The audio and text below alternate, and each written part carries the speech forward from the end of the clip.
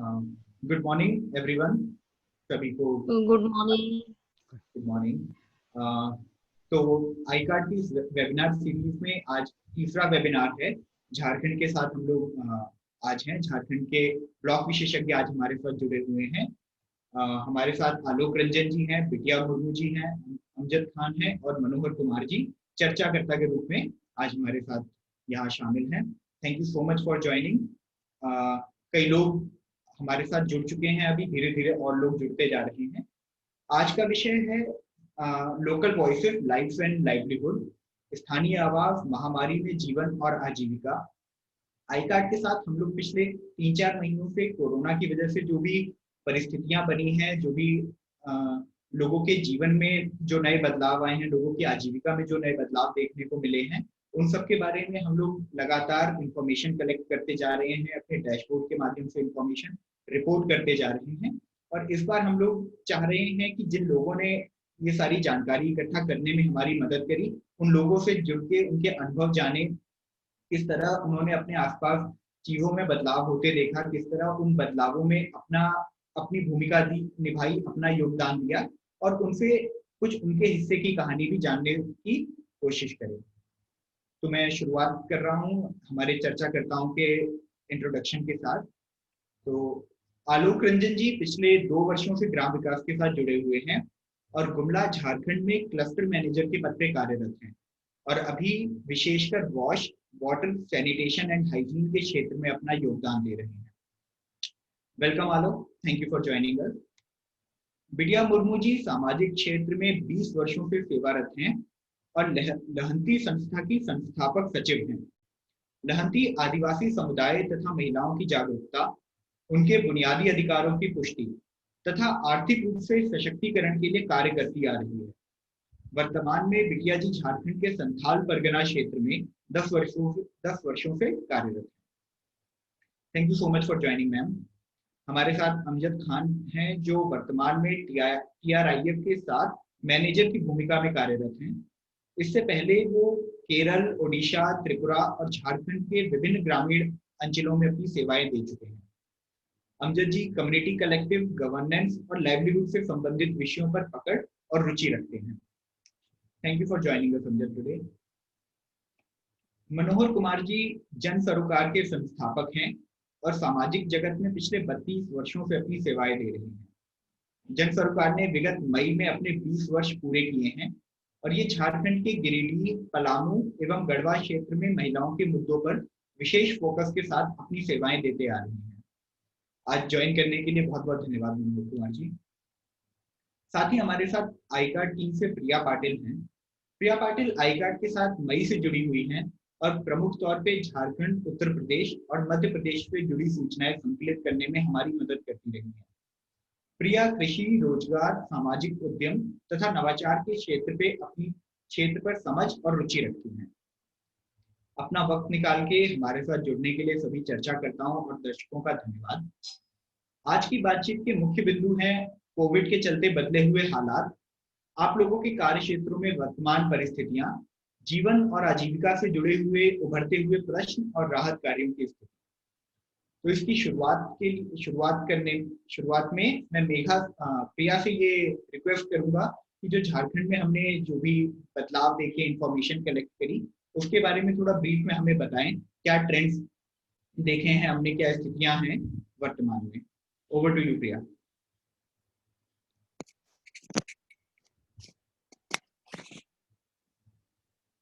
जी, आप सभी को मेरा नमस्कार। आई कार्ड प्रोजेक्ट के ज़रिए हमने झारखंड राज्य के जितने भी ब्लॉक्स का स्टडी किया है, उससे संबंधित जो जानकारी है, मैं उस बारे में पहले थोड़ा शेयर करना चाहूँगी। मैं यहाँ स्क्रीन शेयर कर देती हूँ। जी, आप सभी स्क्रीन देख पा रहे हैं? जी, अच्छा। तो यहाँ पे झारखंड राज्य के जितने भी ब्लॉक्स हम इस प्रोजेक्ट के तहत स्टडी कर पाए हैं, उन सभी का इसमें समावेश है। हालांकि जो क्लस्टर बनाए गए हैं, वो वहाँ की परिस्थिति और जोग्राफिकल लोकेशन के बेसिस पे हमने इसकी क्लस्टरिंग की है। यहाँ स्केल जो इस्तेमाल किया गया है वो 1 से 3 का है, जिसमें 1 का अर्थ है अधिकतर ना, या फिर लोअर स्केल जिसमें हमने जिसे लाल रंग से दिखाया है, और जो 2 का स्केल है उसका अर्थ है कुछ हद तक और मीडियम, और जो 3 का स्केल है उसे हमने यहाँ पर हरे रंग में दिखाया है, यानी कि अधिकतर, हाँ, बेहतर हालात, जिसका अर्थ है बेहतर हालात। तो ये जो तीनों क्लस्टर्स हैं, इसमें आप देख सकते हैं कि जो साउथ झारखंड की कंडीशन रही है सभी डोमेन्स को लेकर, वो लगभग अमूमन बेहतर रही है बाकी क्लस्टर्स के मुकाबले। नॉर्थ झारखंड यानी नॉर्थ छोटा नागपुर, उसके परफॉर्मेंस काफ़ी सारे मुद्दों को लेकर एक्सेस के रिलेटेड कुछ हद तक इतनी सही नहीं रही है, ऐसा हम देख सकते हैं इसमें। प्लस यहाँ पे जो आगे हम देखेंगे एक एक मुद्दों को हम देखना चाहेंगे लॉन्गिट्यूडनली, यानी मई, जून, जुलाई, इन तीनों महीनों में वहाँ हालात कैसे रहे हैं। तो शुरुआत में मैं थोड़ा बताना चाहूँगी, यहाँ पे डेटा से हमें ये देखने मिल रहा है कि जो संथाल परगना यानी ईस्ट झारखंड का जो रीजन है, उसमें काफ़ी ज़्यादा वेरिएशन रहा है। मई में जैसा कि मीडियम स्केल रहा है थोड़ा सा, उसके बाद धीरे धीरे करते हुए वहाँ के हालात खाना और पानी संबंधी जो सुविधाएं रही हैं उसमें बेहतर होते आए हैं। यहाँ आप मई को लेकर जो ग्राफ है वो आपको नहीं नज़र आएगा, बिकॉज जो नॉर्थ छोटा नागपुर का रीजन है वो इस स्टडी में जून से आगे उसका समावेश किया गया है। इसी तरह से संथाल परगना को लेकर जो पीडीएस का डिस्ट्रीब्यूशन रहा है वो यहाँ हम देख सकते हैं, उसमें काफ़ी वेरिएशन रहा है। मई के महीने में वहाँ पे एक्सेस काफ़ी बढ़िया था, और धीरे धीरे उसमें आप देख सकते हैं जून जुलाई में कुछ बदलाव रहे हैं। इसी तरह हम एक्सेस टू हेल्थ फैसिलिटीज़ की बात अगर करें तो यहाँ देख सकते हैं कि शुरू में मतलब संथाल परगना का जो रीजन है उसमें अमूमन मध्यम ही रहा है पूरे मई, जून, जुलाई तीनों महीने के लिए परफॉर्मेंस, और लोग इसमें एक्सेस कर पाए हैं। हालांकि जो छोटा नागपुर रीजन है वहाँ पे आपको वेरिएशन दिखेगा कुछ हद तक, जैसे मई में काफ़ी बेहतर था परफॉर्मेंस, जून में थोड़ा सा कुछ वेरिएशन देखा हमने, और उसके बाद जुलाई में दोबारा से सही हो गया। सिमिलरली हम आगे बढ़ते हैं कैश और क्रेडिट यानी उधार और ऋण को लेकर जो बात है उसमें, कि इन सभी ब्लॉक्स में उधारी और ऋण के कैसे हालात रहे हैं, क्या लोगों ने ज़्यादा उधारी ली है, नहीं ली है। तो उसमें हम देख सकते हैं कि संथाल परगना रीजन में एक लगातार गिरावट देखने को मिल सकती है। इन मई में काफ़ी सारे लोग ले रहे थे, उसके बाद में धीरे धीरे हम गिरावट देख सकते हैं। अब इसके कारणों पे हमारे ब्लॉक एक्सपर्ट्स विस्तार में चर्चा करेंगे, और इसी प्रकार हम आगे बात करेंगे इनकम लॉसेस की, जो इनफॉर्मल सेक्टर में हमने बात की है, जैसे कृषि क्षेत्र की बात की है हमने, स्वयं रोजगारित लोगों की बात की है, और प्लस हमने गैर कृषि दिहाड़ी मजदूर हैं उनकी बात की है। तो इसमें हम ये देख सकते हैं कि सभी क्षेत्रों में आप अगर देखेंगे तो मध्यम से लेकर ऊपर ही रहा है स्केल, यानी 2 से ऊपर। इसका मतलब सभी इनफॉर्मल सेक्टर्स पे इस दौरान, लॉकडाउन के दौरान काफ़ी गहरा असर हुआ है और लोगों के इनकम लॉसेस बढ़े हैं। जी। इसी प्रकार अगर हम मनरेगा एज अ स्कीम इस पर फोकस करना चाहें तो इसमें आप काफ़ी बड़ा वेरिएशन देख सकते हैं विद इन द क्लस्टर्स, यानी यहाँ हम देख सकते हैं साउथ झारखंड का जो रीजन है छोटा नागपुर, साउथ छोटा नागपुर, वहाँ पे आप देखेंगे कि सभी जो ग्राफ है वो सभी बार सभी मंथ के लिए 2 से ऊपर हैं, यानी काम अमूमन मिलता रहा है लोगों को। जहाँ तक बात है संथाल परगना की, वहाँ आप वेरिएशन देख सकते हैं कि पहले इतना सही नहीं था। ये जो ग्रे वाला ग्राफ है ये बिफोर कोविड है, यानी यहाँ हम देख सकते हैं कि मई बिफोर कोविड और मई के महीने में मनरेगा का काम इतना नहीं था। हालांकि जैसे एडमिनिस्ट्रेटिव प्रेशर और बाकी सारी चीज़ें, मनरेगा पे थोड़ा फोकस आया, उसके बाद हम देख सकते हैं यहाँ पे हालात बेहतर हुए हैं पिछले कुछ समय में। आगे हम देखेंगे कि जो रिटर्न माइग्रेंट्स हैं, हमारे प्रवासी मजदूर, उनको वापस लौटने के बाद वहाँ ब्लॉक्स में किस तरह की फैसिलिटीज़ मिली हैं, किस तरह की सुविधाएं मिली हैं। उसके मामले में भी हम देख रहे हैं यहाँ संथाल परगना में एक बड़ा वेरिएशन देखने को मिल रहा है। मई में जहाँ हालात इतने ठीक नहीं थे, वहीं जून और जुलाई में हालात कुछ बेहतर होते नज़र आ रहे हैं। आगे बढ़ते हैं हमारे आखिरी डोमेन के बारे में बात करने के लिए, जो है सोशल डिस्क्रिमिनेशन। यहाँ जैसे कि मैंने बताया स्केल हमने एक इस्तेमाल किया, एक यानी लोअर स्केल, यानी हालात गंभीर हैं। तो यहाँ पे आप देख सकते हैं सभी ब्लॉक्स में स्केल एक ही के रेंज में है या 2 से कम है। तो यहाँ सोशल डिस्क्रिमिनेशन हमें एक अलग स्केल में नज़र आ रही है सभी क्लस्टर्स में। So over to you, Ankit. I think I'm done with the presentation. Yeah, thank you.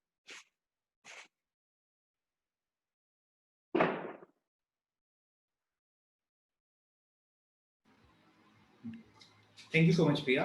आज की चर्चा की शुरुआत करते हैं और शुरुआत में करना चाहूँगा बिटिया जी आपसे। तो शुरुआत में हम ये जानना चाहेंगे कि पिछले 4-5 महीनों में आपने अपने ब्लॉग को किस तरह से बदलते हुए देखा है? आज जो परिस्थितियां आप अपने कार्य क्षेत्र में देख रही हैं, क्या वो पिछले वर्षों की तुलना में अलग हैं और अगर हाँ तो किस तरह अलग है?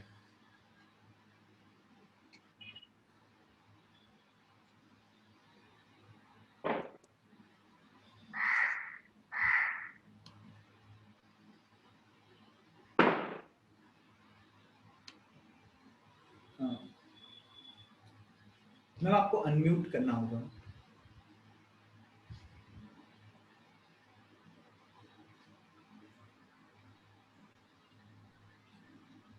अब हुआ? हाँ, हाँ जी। थैंक यू अंकित जी जी।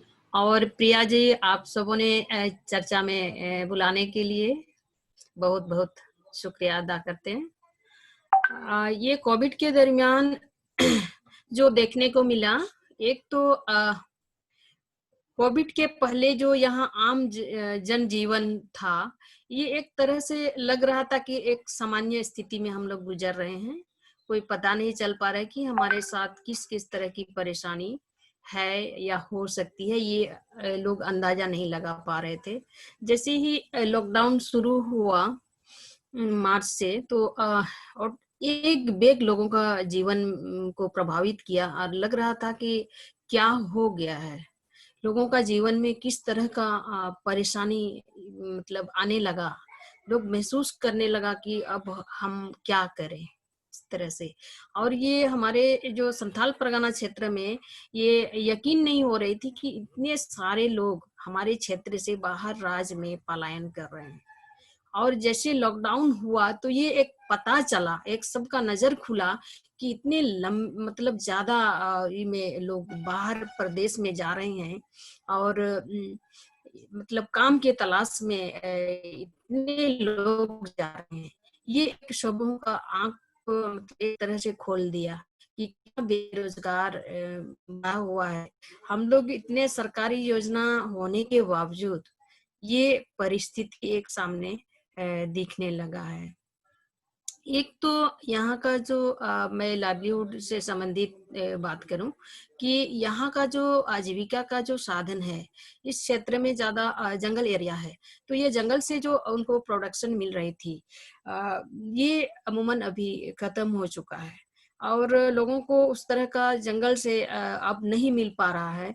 दूसरा, जो सरकारी योजना जितने भी चल रहे हैं लाइवलीहुड से संबंधित, जैसे जैसएलपी है, एनआरएलएम के तहत जो भी प्रोग्राम चल रहा है, ये भी बहुत सक्सेस अभी तक नहीं लग रहा है कि ये उनका आजीविका को बेहतर कर पा रहे हैं। एक तो उनके साथ जो अभी सामने एक तो रोजी रोटी का सवाल खड़ा हो गया। जिन लोगों ने रोज कमा करके लाते थे, अब ये कोविड के दरमियान जैसे लॉकडाउन में उनके पास एक रोटी के लिए बच्चे तड़प रहे थे। एक पूरे परिवार में 5-5 दिन से आग नहीं जला था। तो ये जो परिस्थितियां देखने को मिली, तो एक तरह से लग रहा कि हमारा जो विकास जो है अभी तक आजादी के बाद से किस तरह का विकास हुआ है। एक रोटी के लिए हम एक महीना का लॉकडाउन में हमारा ये स्थिति पैदा हो जाएगी, ये हम मतलब यकीन नहीं कर रहे थे। तो एक तो यहाँ लाइवलीहुड का जितने भी कार्यक्रम चला है, एक उनको सशक्त और सस्टेन लाइवलीहुड हम कहें ऐसा कुछ नहीं है। एक तो यहाँ कृषि का जो है, कृषि से यहाँ सिंचाई का सुविधा नहीं है। संथाल परगना पूरा ही ड्रॉट इलाका है और ये एक वर्षा पर आधारित खेती होती है और ये लगातार संथाल परगना क्षेत्र में 6-7 साल से सूखा पड़ते आ रहा है। इस साल अच्छा बारिश हुई है, लोगों ने खेती किया है। तो ये जो लगातार बारिश नहीं होने के कारण यहाँ जो भी खेती होती थी, लोगों के पास अनाज एकदम नहीं था। जो भी उसका आजीविका चल रहा था, ये मजदूरी के भरोसा ही चल रहा था और ऑटोमेटिक जो मजदूरी बंद हो जाना, ये एक परिवार को काफी प्रभावित किया है और लोगों का जीवन में बहुत मुश्किलें का सामना करना पड़ा।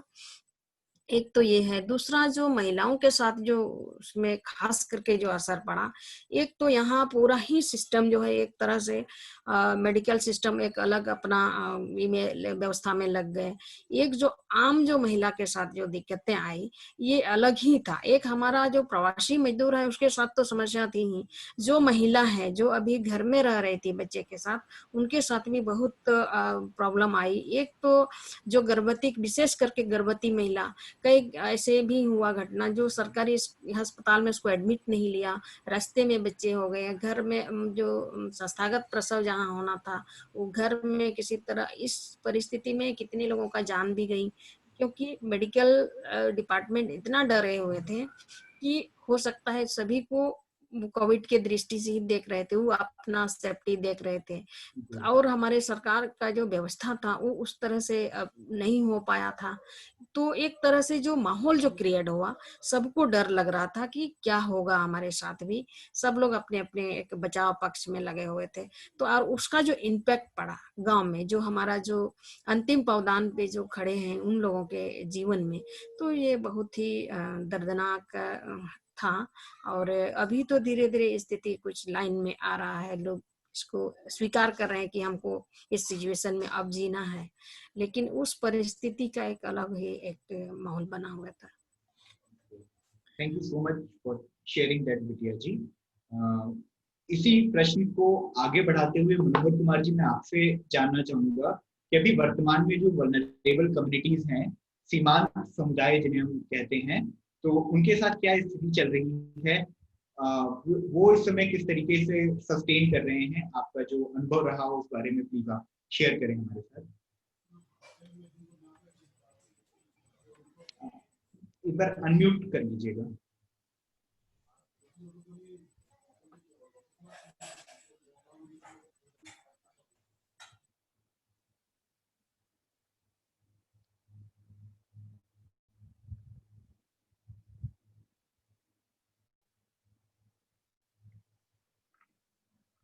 जी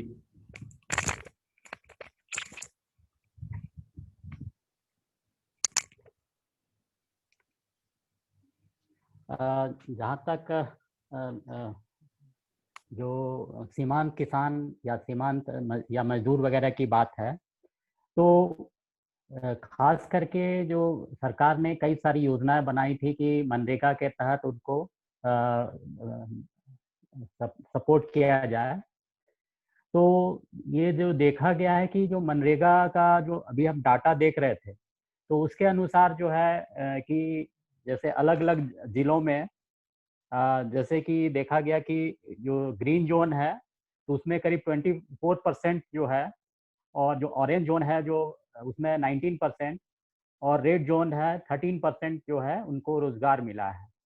और जहाँ तक जो आंकड़े हैं, जो सरकार के जो आंकड़े हैं, जो उसमें जो मनरेगा के तहत देखा गया कि जो कि कितना एक्यूरेट है, लेकिन है कि जो आंकड़े आए हैं उसमें 30% गढ़वा के रंका जिला का है, जिस जो रजिस्टर्ड है उनके अनुसार।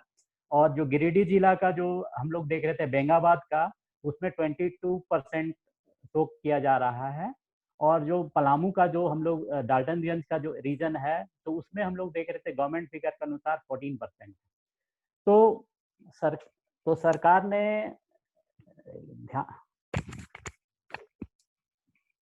सरकार ने जो है कि जो गरीब लोगों को ध्यान में रख करके, क्योंकि जो योजनाएं जो लाई थी, क्योंकि जो कोविड के बाद जो है कि सरकार ने 3 योजनाएं लाई, ये किया।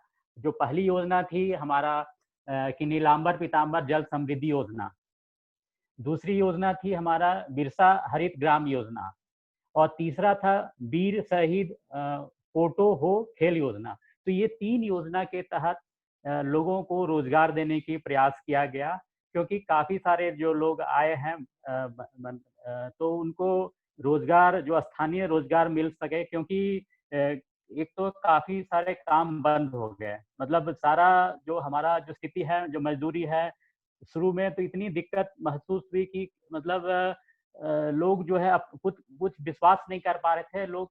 और जो संयम, मतलब डरे हुए बहुत थे, मतलब कि सरकार के द्वारा भी डरे हुए थे और लोग भी डरे हुए थे कि जो बाहर से लोग माइग्रेंट्स आ रहे हैं तो उनको गांव में घुसने नहीं दिया जाए, और काफी सारी जो चीजें हैं।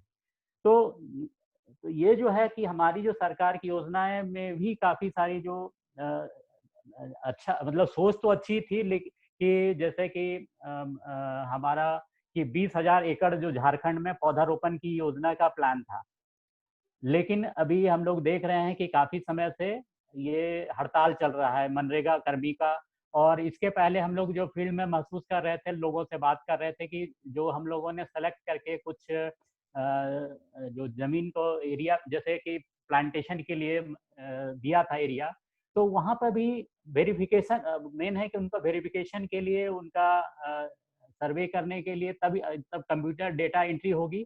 तो इसमें भी उनके पास समय नहीं था, मतलब एक ही, मतलब कि जो उनके जो कर्मचारी हैं, मतलब कई जगह पोस्टेड है, मतलब एक ही आदमी का कई जगह डिपुटेशन में भी है, तो नंबर आने में टाइम लगता है।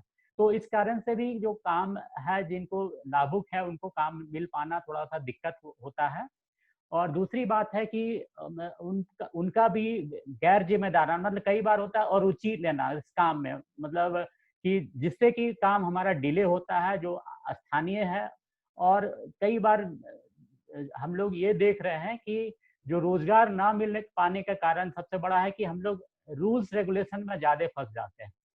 जो सरकार की जो मंशा है या फिर लोगों की जो मंशा है कि लोग को काम मिले, और यहाँ पर हो रहा है कि मनरेगा के तहत पहले क्या होता था कि मतलब जो स्वीकार तो नहीं किया जाता है कि, लेकिन मशीन से काम होता था। तो अभी बार बार निर्देश, चूंकि स्पेशल सब जगह से चूंकि बाकी काम नहीं हो रहा था, तो राज्य में ये निर्देश दिया गया कि हमारा कोई भी काम जो है मनरेगा के तहत मशीन से नहीं होगा। तो उसके कारण से जो लोग तो एक डरे हुए हैं कि भाई पता नहीं। और एक तो था कि जो काम करने वाले हैं, जो सरकारी जो मूल्य है, जो रेट है, और जो मनोहर जी, एक्चुअल मैं रेट है। आपको थोड़ा सा रोकना चाहूंगा। मनरेगा से जुड़े सवालों पे हम थोड़ी देर बाद आते हैं। ठीक है। हाँ, जी। तो अभी आपने तो हाँ सर, तो इसको आगे बात करेंगे। मतलब ये जो चीजें हैं कि ये हम लोग ये देख पा रहे थे कि समन्वय का भी थोड़ा सा जी कि जो चूंकि फुल स्टाफ स्ट्रेंथ नहीं है हमारे सरकार में भी, काफी सारे पद रिक्त हैं। तो और दूसरा है तालमेल जिस स्तर पर होना चाहिए, और उस स्तर पर भी अभी और प्रयास करने की जरूरत है। राइट, धन्यवाद हमारे साथ ये शेयर करने के लिए सर। आगे बढ़ते हुए मैं अमजद से जानना चाहूंगा कि पिछले 3-4 महीनों में जैसा हमने देखा कि किस तरह राशन, मनरेगा, सामुदायिक स्वास्थ्य संबंधी योजनाएं और डायरेक्ट कैश ट्रांसफर स्कीम्स जो हैं, और झारखंड में कोविड के समय शुरू की गई दीदी किचन जैसी योजनाओं ने अति विषम परिस्थितियों में लोगों को सहारा दिया। तो आपका इन योजनाओं के क्रियान्वयन को लेकर और इनसे लोगों पर क्या प्रभाव पड़ा, उसको लेकर आपका क्या अनुभव रहा है? If you could please share that with us. Okay, thank you, Ankit. I'm audible, right? Yeah, okay. So, सभी को नमस्ते, जोहार। जैसा बताया, मैं TRI में काम करता हूँ, ट्रांसफॉर्म रूरल इंडिया फाउंडेशन। ये एक इनिशिएटिव है टाटा ट्रस्ट का, और पिछले अराउंड 5 सालों से झारखंड के डिफरेंट पार्ट्स में और देश के अन्य राज्यों में भी काम कर रहे हैं हम लोग। और हम लोग जो काम कर रहे हैं मल्टी डायमेंशनल चेंज को लेके, उसमें हेल्थ, एजुकेशन, लाइवलीहुड पे काफी फोकस किया है, और डिफरेंट पार्ट्स में हम काम कर रहे हैं। और आईकार्ड टीम को भी धन्यवाद कि आप लोगों ने ये अपॉर्चुनिटी हम लोगों को दिया अपनी बात रखने का। तो अंकित, जैसा आप सवाल पूछ रहे हैं और जैसा डिस्कशन से निकल के आया अभी, बिटिया जी और मनोहर जी ने जिस तरह से अपना बात रखा, एक जो मैं देख पा रहा हूँ कि बहुत डिस्पैरिटी भी है, मतलब झारखंड के डिफरेंट एरियाज में। जैसे प्रिया जी ने भी जो एक डेटा दिखाया था, उसमें भी काफी वेरिएशन देखने को मिल रहा है कि जो डिफरेंट क्लस्टर्स भी आपने बनाए हैं। तो एक वो है कि मतलब डिस्पैरिटी बहुत है। दूसरा एक जो 3-4 महीने में कि डेफिनेटली मतलब जो लोगों का जीवन है बहुत ही उथल पुथल हुआ है उसमें, और बहुत सारे बदलाव आए हैं उसको जीने के तरीके में, और मतलब चीजों को शायद अलग वे में देखना शुरू किया है। जैसे माइग्रेंट लेबर हमेशा से रहा था, बट उसको इस तरह से डिस्कस कभी नहीं किया गया था जितना अभी पिछले 3-4 महीनों में किया जा रहा है। दूसरा मुझे एक देखने को मिल रहा है कि जो हमारे फार्मर्स हैं डेफिनेटली, उसके अलावा जो स्मॉल बिजनेस होल्डर्स हैं या माइक्रो एंटरप्राइजेस हैं या फिर आर्टिजन्स हैं, उनका जो लाइवलीहुड है उस पर बहुत ज़्यादा असर पड़ा है। मतलब एक वो सेक्शन है जो मतलब बहुत ज़्यादा अफेक्ट हुआ है लॉकडाउन से और ये कोविड-19 के आने से। तीसरा इसमें एक और चीज़ मैं बोलना चाहूँगा कि जो हमारे पंचायती राज इंस्टीट्यूशंस हैं, उनको लेके काफी डिस्कशन हुआ है पिछले कुछ दिनों में कि क्या वो उस तरह की कैपेसिटी है। जैसे हर जगह पे क्वारंटीन सेंटर बनाए गए थे हर पंचायत में, जो भी माइग्रेंट लेबरर्स आ रहे थे, और झारखंड जैसा एक मेजर सोर्स है लेबरर्स के लिए जो यहाँ से बाहर जाते हैं, तो एक large number of migrant people जो वापस आए हैं, तो पंचायत राज इंस्टीट्यूशन को कितना किस तरह का कैपेसिटेशन करने का जरूरत है, कैसे उनका कैपेसिटी बढ़ाने का जरूरत है, ये एक चर्चा का विषय बना हुआ है और निकल के आ रहा है, और इस पे काफी लोग अपनी बात रख रहे हैं। अब इसमें एक और चीज है कि जो अब लेटेस्ट अगर हम बिल्कुल बात करें तो देखने को आ रहा है कि कुछ लेबरर्स वापस जाना भी शुरू कर दिए हैं। मतलब ऐसे भी सुनने को आया। इनफेक्ट कल मैं अनगढ़ा ब्लॉक में था और एक हम समूह के दीदी के साथ मिल रहे थे, तो उन्होंने बोला कि नहीं, मेरे हस्बैंड ऑलरेडी वापस चले गए। तो मतलब अभी वो भी शुरू हुआ है। So that is also another thing जो अभी निकल के आ रही है। ठीक है, उसके बाद आपने बात किया सरकारी योजनाओं को लेके, खासतौर से जो डीबीटी है। तो अंकित, मैं एक दो एग्जांपल मेंशन करना चाहूंगा। देखिए, इसमें जो डायरेक्ट बेनिफिट ट्रांसफर जो स्कीम्स हैं, तो इसमें गवर्नमेंट ने कुछ कुछ योजनाएं जैसे हैं जनधन योजना है या फिर और जो सरकार की योजना है, तो उसमें लोगों को पैसे ट्रांसफर हुए थे। और जैसे मतलब जो पीबीटीजी एक ग्रुप है यहाँ पर, जो एक प्रिमिटिव ट्राइबल ग्रुप्स है झारखंड में, उनके लिए एक सरकार की अलग से योजना चलती है, विशेष जनजाति योजना करके, जिसमें कैश ट्रांसफर किया जाता है। तो उसको लेके एक सबसे बड़ा चैलेंज ये रहा था कि लोगों के अकाउंट में तो पैसे हैं, बट बैंक्स तो बंद, मतलब बैंक बंद नहीं थे, बट लोग बहुत अलाउ नहीं थे, या तो एक या दो लोग ही अंदर जा सकते हैं। दूसरा एक जो इसमें बड़ा चैलेंज था कैश ट्रांसफर स्कीम को लेके या कैश को अवेल करने को लेके, वो ये था कि आप देखेंगे झारखंड या इवन बाकी हिस्सों में भी देश के, हमारे जो बैंक हैं गांवों से काफी दूरी पर हैं। तो क्योंकि लॉकडाउन है, आप बाहर नहीं निकल सकते हैं, आप बाहर नहीं जा सकते हैं, पुलिस विल स्टॉप यू या उस तरह की चीजें थी, तो लोग एटीएम या बैंक जा ही नहीं पा रहे थे। तीसरा ये था कि कुछ जो हमारे प्रज्ञा केंद्र, जो एक कॉन्सेप्ट है, आप उसको जान रहे होंगे, वो है, बट वो मोस्टली जो लोकेटेड है पंचायत भवन में है। तो अगेन, जैसे पंचायत का एरिया 10 से 15-20 किलोमीटर के रेडियस में होता है, तो कुछ गांव 5 किलोमीटर दूर है, 8 किलोमीटर दूर है, 7 किलोमीटर दूर है। तो वो एक बड़ा चैलेंज रहा था कि लोग पैसे तो थे अकाउंट में, बट विड्रॉ नहीं कर पा रहे थे। इनफैक्ट बहुत सारे इंसिडेंट सुनने को मिला है, बहुत सारे लोगों ने बताया भी कि जिनके हस्बैंड माना बाहर थे और फैमिली घर पर है, या जो मेन अर्नर है वो बाहर हैं, वो पैसे डिपॉजिट भी कर रहे हैं, बट अगेन उसको विड्रॉ नहीं कर पा रहे हैं। तो इस तरह के चैलेंजेस इसमें हुए थे। उसके अलावा आपने बात किया जो कम्युनिटी किचन के बारे में। देखिए, ये जो दीदी किचन करके जो झारखंड चीफ मिनिस्टर ऑफिस से ये प्रोग्राम चलाया गया था, मुख्यमंत्री दीदी किचन योजना, उसमें ये था कि जो मोस्ट वल्नरेबल फैमिलीज है और जो मार्जिनलाइज फैमिलीज है, जैसे ओल्ड एज हैं और ऑर्फन्स हैं, या फिर ऐसी फैमिलीज जहाँ पे कोई इनकम का भी स्रोत नहीं है, उस तरह की फैमिलीज को इन्होंने कैटर किया था। उससे पहले मैं एक और चीज बोलना चाहूंगा, क्योंकि कम्युनिटी कलेक्टिव्स को लेके मेरा काफी मेरा अनुभव रहा है लोगों के साथ काम करने का। तो उसमें ये देखा गया कि इस बार जब ये मतलब मार्च में तो बहुत क्लैरिटी नहीं था, एंड ऑफ मार्च में जैसे 24-25 तारीख से पूरा ये हो गया था, मगर अप्रैल आते आते जो महिला थी, समूह की जो महिला थी, जो ग्राम संगठन थे, दे वर द फर्स्ट रेस्पोंडेंट। क्योंकि ना तो हमारे किसी भी गवर्नमेंट डिपार्टमेंट के ऑफिसर्स थे ग्राउंड में, ना ही जो थे वो जान ही रहे थे, या जो भी हमारे लाइन डिपार्टमेंट्स हैं ब्लॉक पे हो, तो उनका स्टाफ अवेलेबिलिटी बिल्कुल नहीं था पंचायत में। तो दे वर द फर्स्ट रेस्पोंडेंट। जो भी डिस्ट्रेस कॉल थे, जितने भी डिस्ट्रेस सिचुएशन में इमीडिएट रेस्पॉन्स क्या हो सकता है, आपका खाना हो सकता है, आपके कुछ छोटे मोटे फाइनेंशियल सपोर्ट हो सकते हैं, तो वो सब कम्युनिटी कलेक्टिव्स के द्वारा आया था। उसमें डेफिनेटली कम्युनिटी किचन तो डायरेक्टली कुक्ड फूड सर्व कर रहा था फैमिलीज को, और ये ऑलमोस्ट कुछ 3 मंथ्स चला है पूरे झारखंड में। उसके नंबर्स भी हैं जो काफी लोगों को उन्हें कटर किया है। तो आई थिंक ये एक बड़ा चीज निकल के आई है कि जो कम्युनिटी कलेक्टिव्स हैं या और भी तरह के जो कलेक्टिव्स हैं, उनका रोल कितना इम्पोर्टेंट हो सकता है इस तरह की हालात में। क्योंकि ये एक पैंडेमिक है या उस तरह की और भी सिचुएशन कभी भविष्य में आती है तो डेफिनेटली एक उस तरह से निकल के आया। देन आगे आते आते they started making mask, PPE kit बनाना है, सैनिटाइजर बनाना है, वो बहुत लेटली हुआ, but they were the one जो फर्स्ट रेस्पोंडेंट के रूप में निकल कर आए थे।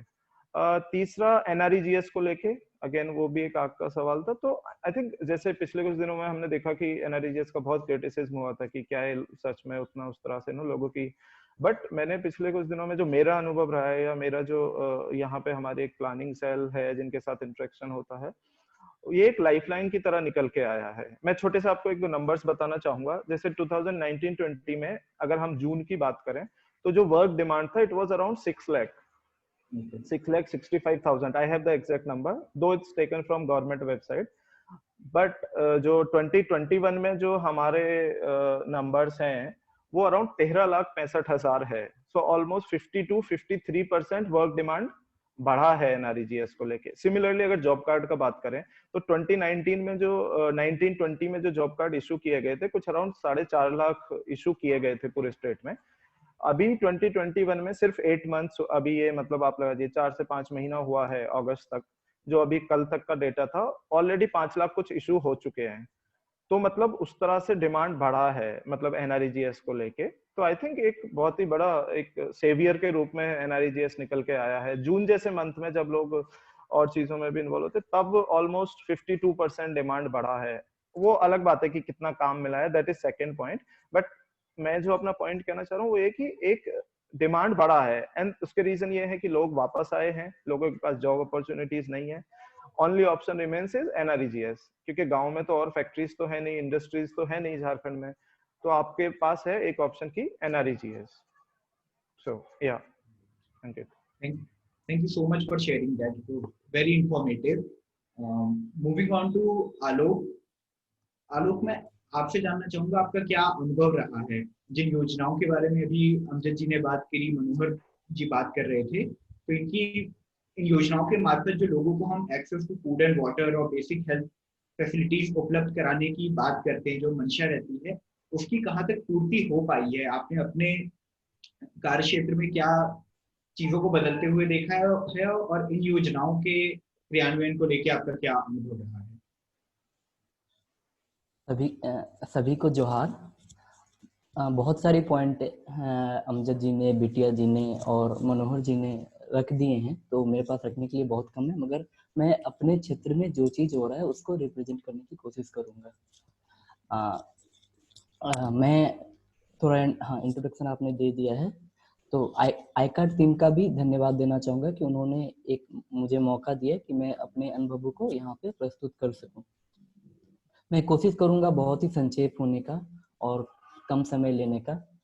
तो जहाँ तक इस कोविड की बात है, तो मार्च के दूसरे हफ्तों से ये एक तरह का अप्रिय हलचल मच चुका था हर जगह से।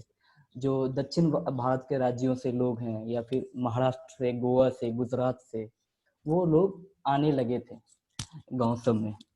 तो उसके बाद जब स्ट्रिक्ट लॉकडाउन हुआ, फिर राज्य सरकार और अन्य संस्थाओं ने भी बसेज का, ट्रेन का, सभी का अरेंजमेंट किया ताकि माइग्रेंट्स सही से वापस आ सकें। तो इस बीच में एक राज्य सरकार ने एक सिस्टमेटिक प्रोसीड्यूर बनाया था पूरा, जो फिर ट्रेन से कोई आएगा उसका रजिस्ट्रेशन होगा, रजिस्ट्रेशन के बाद लोग अपने गंतव्य स्थान पे आएंगे, वहाँ पे उनको क्वारंटाइन सेंटर में रखा जाएगा, जॉब कार्ड बनेगा, ये सब कुछ हो रही थी।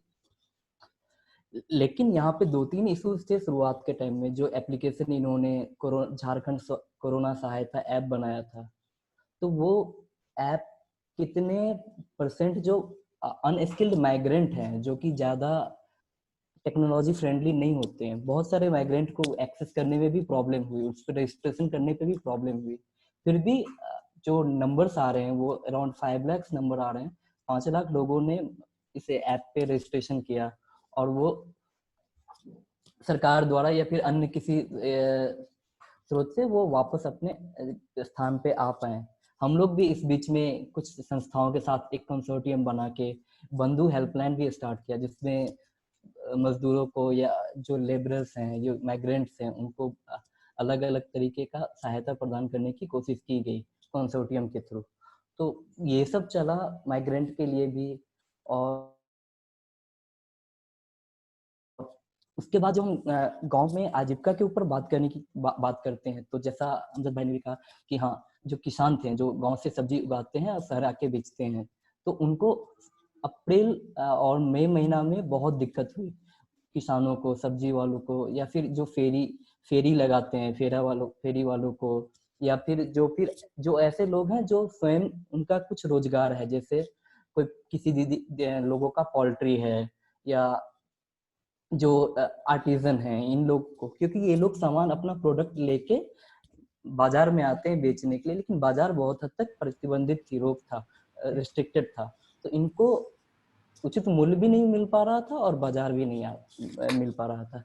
फिर जैसे जैसे हम बात करते हैं, समय बीतता गया, अप्रैल मई के बाद जून जुलाई, जब सरकारें लॉकडाउन में थोड़ी ढील देने लगी, बाजारें खुलने लगी और समाज में भी जागरूकता कोरोना को लेके बढ़ने लगा, तो एक तरह से इनके जीवन में या इनका आमदनी में फिर से एक सुधार देखा गया कि हाँ, मई जून जुलाई अगस्त में अप्रैल और मई से थोड़ा बेहतर रहा। कि पटरी पे लौटने में तो पूरा टाइम लगेगा, ऐसा नहीं है कि 1 महीने में या 2 महीने में हो जाएगा, बट ये पिछले 2 महीने अप्रैल और मई से काफी बेटर था। और जो हेल्थ की बात है, हेल्थ में झारखंड में अनफॉर्चुनेटली ऐसा सिचुएशन है कि पंचायत लेवल पे जो स्वास्थ्य की सुविधाएं हैं या स्वास्थ्य केंद्र है उतना अच्छे तरह से फंक्शन नहीं करती, तो अधिकतर चीजें गांव के लोगों को ब्लॉक लेवल पे सुविधाएं मिल पाती हैं ठीक ठाक थोड़ा, तो पंचायत लेवल पे कुछ है नहीं, ना ही उतना कोई ट्रांसपोर्टेशन की व्यवस्था पहले से ही रही है कि लोग पंचायत में दूर से दूर गांव से ब्लॉक स्तर पे आ जाए, अगर वो आते भी हैं तो उन्हें अपना ट्रांसपोर्ट लेके आ सकते हैं, नहीं तो वो पैदल आते हैं। तो इसमें भी जो प्रिविलेज लोग हैं जिनके पास अपनी मोटरसाइकिल है या ट्रांसपोर्टेशन का कोई स्रोत है, तो उन्हें आने में तो ज्यादा कठिनाई नहीं हुई, वो ब्लॉक तक आ सकते हैं। वहां पे इन्होंने दिखाया, कोविड केयर की अलग व्यवस्था ब्लॉक लेवल पे बनाई गई, बट पंचायत लेवल पे ऐसा कुछ नहीं था। पंचायत लेवल पर प्राथमिक स्वास्थ्य केंद्र में या फिर इस में, और जो गांव की दीदियां हैं जो 3A की बात करते हैं हम, आंगनबाड़ी, आशा वर्कर और ANM, इन लोगों को भी कोविड केयर में इन्वॉल्व किया गया काफी इंटेंसिवली। तो इससे क्या हुआ कि इनका जो प्राइमरी फंक्शंस थे वो कहीं ना कहीं डेविएट भी हुआ। तो हाँ, लोग उबरने की कोशिश कर रहे हैं, बट अभी टाइम लगेगा, ये मेरा। Thank you so much Alok ji for sharing all that. एक मैं जानना चाहूंगा एंड में प्रिया से कि प्रिया, आपके क्या अनुभव रहे इस संदर्भ में, जो बातें हमने आलोक जी, अमजद जी और मनोहर जी से, विजया जी से अभी जानी। Please share your experience. जी। तो झारखंड राज्य से जैसे हम जब से स्टडी कर रहे हैं इस राज्य का, इसमें मैं पर्सनली ये कहना चाहूँगी काफ़ी ज़्यादा वेरिएशन रहा है, या कहिए हर एक क्लस्टर की अपनी विशेषताएं रही हैं। तो कुछ ब्लॉक्स जो हैं हमारे वहाँ पे माइनिंग एरियाज हैं, कुछ ब्लॉक्स हिली हैं, थोड़े वहाँ जंगल ज़्यादा हैं, कुछ ब्लॉक्स प्लेन रीजन में आते हैं। तो इन कारणों से उनके अपनी अपनी विशेषताएं रही हैं, और जिसके वजह से हम कह सकते हैं जो access to facilities like PDS, bank या दीदी किचन, ये सभी एक्सेस भी उसी प्रकार वेरी करता रहा है इन सभी क्लस्टर्स और ब्लॉक्स में। उसके अलावा जो एक 2-3 मुद्दे अगर मैं कहना चाहूँ इस पूरे राज्य से अलग अलग हिस्सों से जो हमने देखे हैं, जो यहाँ मेंशन करने के लिए, तो एक रहा है PDS के राशन कार्ड के लिए संबंधी। जैसा झारखंड के राज्य में ऐसा है 3 प्रकार के राशन कार्ड इशू किए जाते हैं, जिसमें पहला है priority house hold ration card, दूसरा है non priority NPHH ration card, और तीसरा होता है वाइट कार्ड, जो कि उन व्यक्तियों को दिया जाता है जिनकी सालाना आमदनी 1 लाख से ज्यादा रही है। तो इस दौरान ये देखा गया है उन घरों में जहाँ पर वाइट कार्ड इशू किया गया था, वहाँ कंसिस्टेंटली 1 लाख की इनकम नहीं रही है। कुछ एक समय के लिए 1 लाख की इनकम थी, जिसके बेसिस पे जो एक स्टैंडर्ड प्रोसीजर फॉलो करके उन्हें वाइट कार्ड इशू किया गया था। लेकिन आज की तारीख में कोविड के कारण उनके हालात इतने बेहतर नहीं रहे अब, और उसके कारण वो दोबारा से आवेदन भी नहीं कर पा रहे हैं, और चूंकि उनके पास पहले से वाइट कार्ड हैं तो उन्हें दूसरा कार्ड इशू नहीं हो पा रहा, और इस प्रकार से वो परिवार वंचित हैं पीडीएस की सेवाओं से। दूसरा मुद्दा थोड़ा सा जो नोट करने जैसा मुझे लगता है वो ये है कि कुछ ब्लॉक से ऐसा भी सुनने में आया है, वहाँ लोगों की इतनी मजबूरी रही है पैसे के मामले में कह लीजिए, या रोजगार ना होने के कारण, कि एक आखिरी रिसोर्स जो पीडीएस राशन कार्ड एक आखिरी एसेट था उनका, उन्होंने उसे गिरवी रख दिया या कोलैटरल के तौर पर इस्तेमाल किया, जिसके जरिए उन्होंने 3,000 तक की राशि एज उधार या ऋण कह लीजिए उसे उन्होंने लिया। जिनको वो ये राशन कार्ड दिया करते थे, उनका ऐसा कहना था कि ये तो हमने राशन कार्ड उस कीमत के एवज में रखा है, जैसे ही वो हमें ये पैसे रीपे कर देंगे हम राशन कार्ड रिटर्न कर देंगे। लेकिन इस रीपे करने की अवधि तक वो व्यक्ति या वो परिवार पीडीएस के राशन से वंचित रहता है। तो ये भी एक दिक्कत वाली बात है, या इसमें हम समझ सकते हैं कि उनकी कितनी मजबूरी रही होगी। तीसरा एक और मुद्दा थोड़ा सा जो काफ़ी ज़्यादा इशू वाला लगता है, वो ये भी है कि जब पंचायतें बनती हैं तो हर एक पंचायत में अमूमन झारखंड में 10 गांव से लेकर 15-20 गांव होते हैं, लेकिन जो गांव बनते हैं या जो पंचायत बनती है सॉरी, वो पॉपुलेशन के बेसिस पर बन रही है। वो उसमें इस बात का कंसिडरेशन नहीं है कि एक गांव दूसरे गांव से कितनी दूरी पर है, या हर गांव पंचायत से कितनी दूरी पर बन रहा है। तो उस कारण से लोगों को जो भी सुविधाएं पंचायत बेसिस पर दी जाती हैं उसे एक्सेस करने में दिक्कत हो रही है, जैसा अमजद जी ने भी बोला अभी कुछ समय पहले। तो ये जो दूरी है ये लगभग 7 किलोमीटर से लेकर 20 किलोमीटर तक भी हो सकती है, और जहाँ जंगल हैं, जहाँ पर सड़कें अच्छी नहीं हैं, ट्रांसपोर्टेशन के अभी हालात बेहतर नहीं हैं, कनेक्टिविटी इश्यूज हैं, वहाँ पे लोगों के लिए इस प्रकार का इशू होना एक बड़ा मुद्दा बन जाता है। साथ ही साथ महिलाओं के लिए अगर हम देखें तो जनधन जैसी जो स्कीम है, वहाँ जब इन्हें बैंक जाना है, महिलाओं को जाना है, वहाँ पे अगर वो टू व्हीलर का इस्तेमाल करते हैं या साइकिल का इस्तेमाल करते हैं तो उसे चलाने वाले पुरुष हैं, लेकिन आपको एक गाड़ी पर 2 लोग जाना अलाउड नहीं है अभी कोविड के दौरान। तो ये दिक्कत और बढ़ जाती है उनके लिए, घर के काम संभालना और उसके बाद जाना। तो ये एक थोड़ा सा जेंडर वाला एस्पेक्ट भी हम उसमें देख सकते हैं। तो जी धन्यवाद। Thank you for sharing all that. ये जैसा कि मनोहर जी भी शेयर कर रहे थे कि कई जगहों पे समन्वय की कमी देखने को मिली है, और जो आपने अभी शेयर किया this goes in line with that कि किस तरीके से जो त्वरित बदलावों की आवश्यकता थी वो कहीं ना कहीं करने में चूक देखने को मिल रही है। बिटिया जी, मैं आपसे ये जानना चाहूंगा कि जैसा आप प्रवासी मजदूरों के बारे में बात कर रही थी, तो अभी क्या स्थिति चल रही है गांव में, और उनके लिए उसके साथ साथ जो स्थानीय मजदूर हैं उन लोगों के लिए आजीविका के क्या साधन उपलब्ध हैं, और क्या परेशानियां हैं जो अभी उनके सामने आने वाले समय में खड़ी हैं?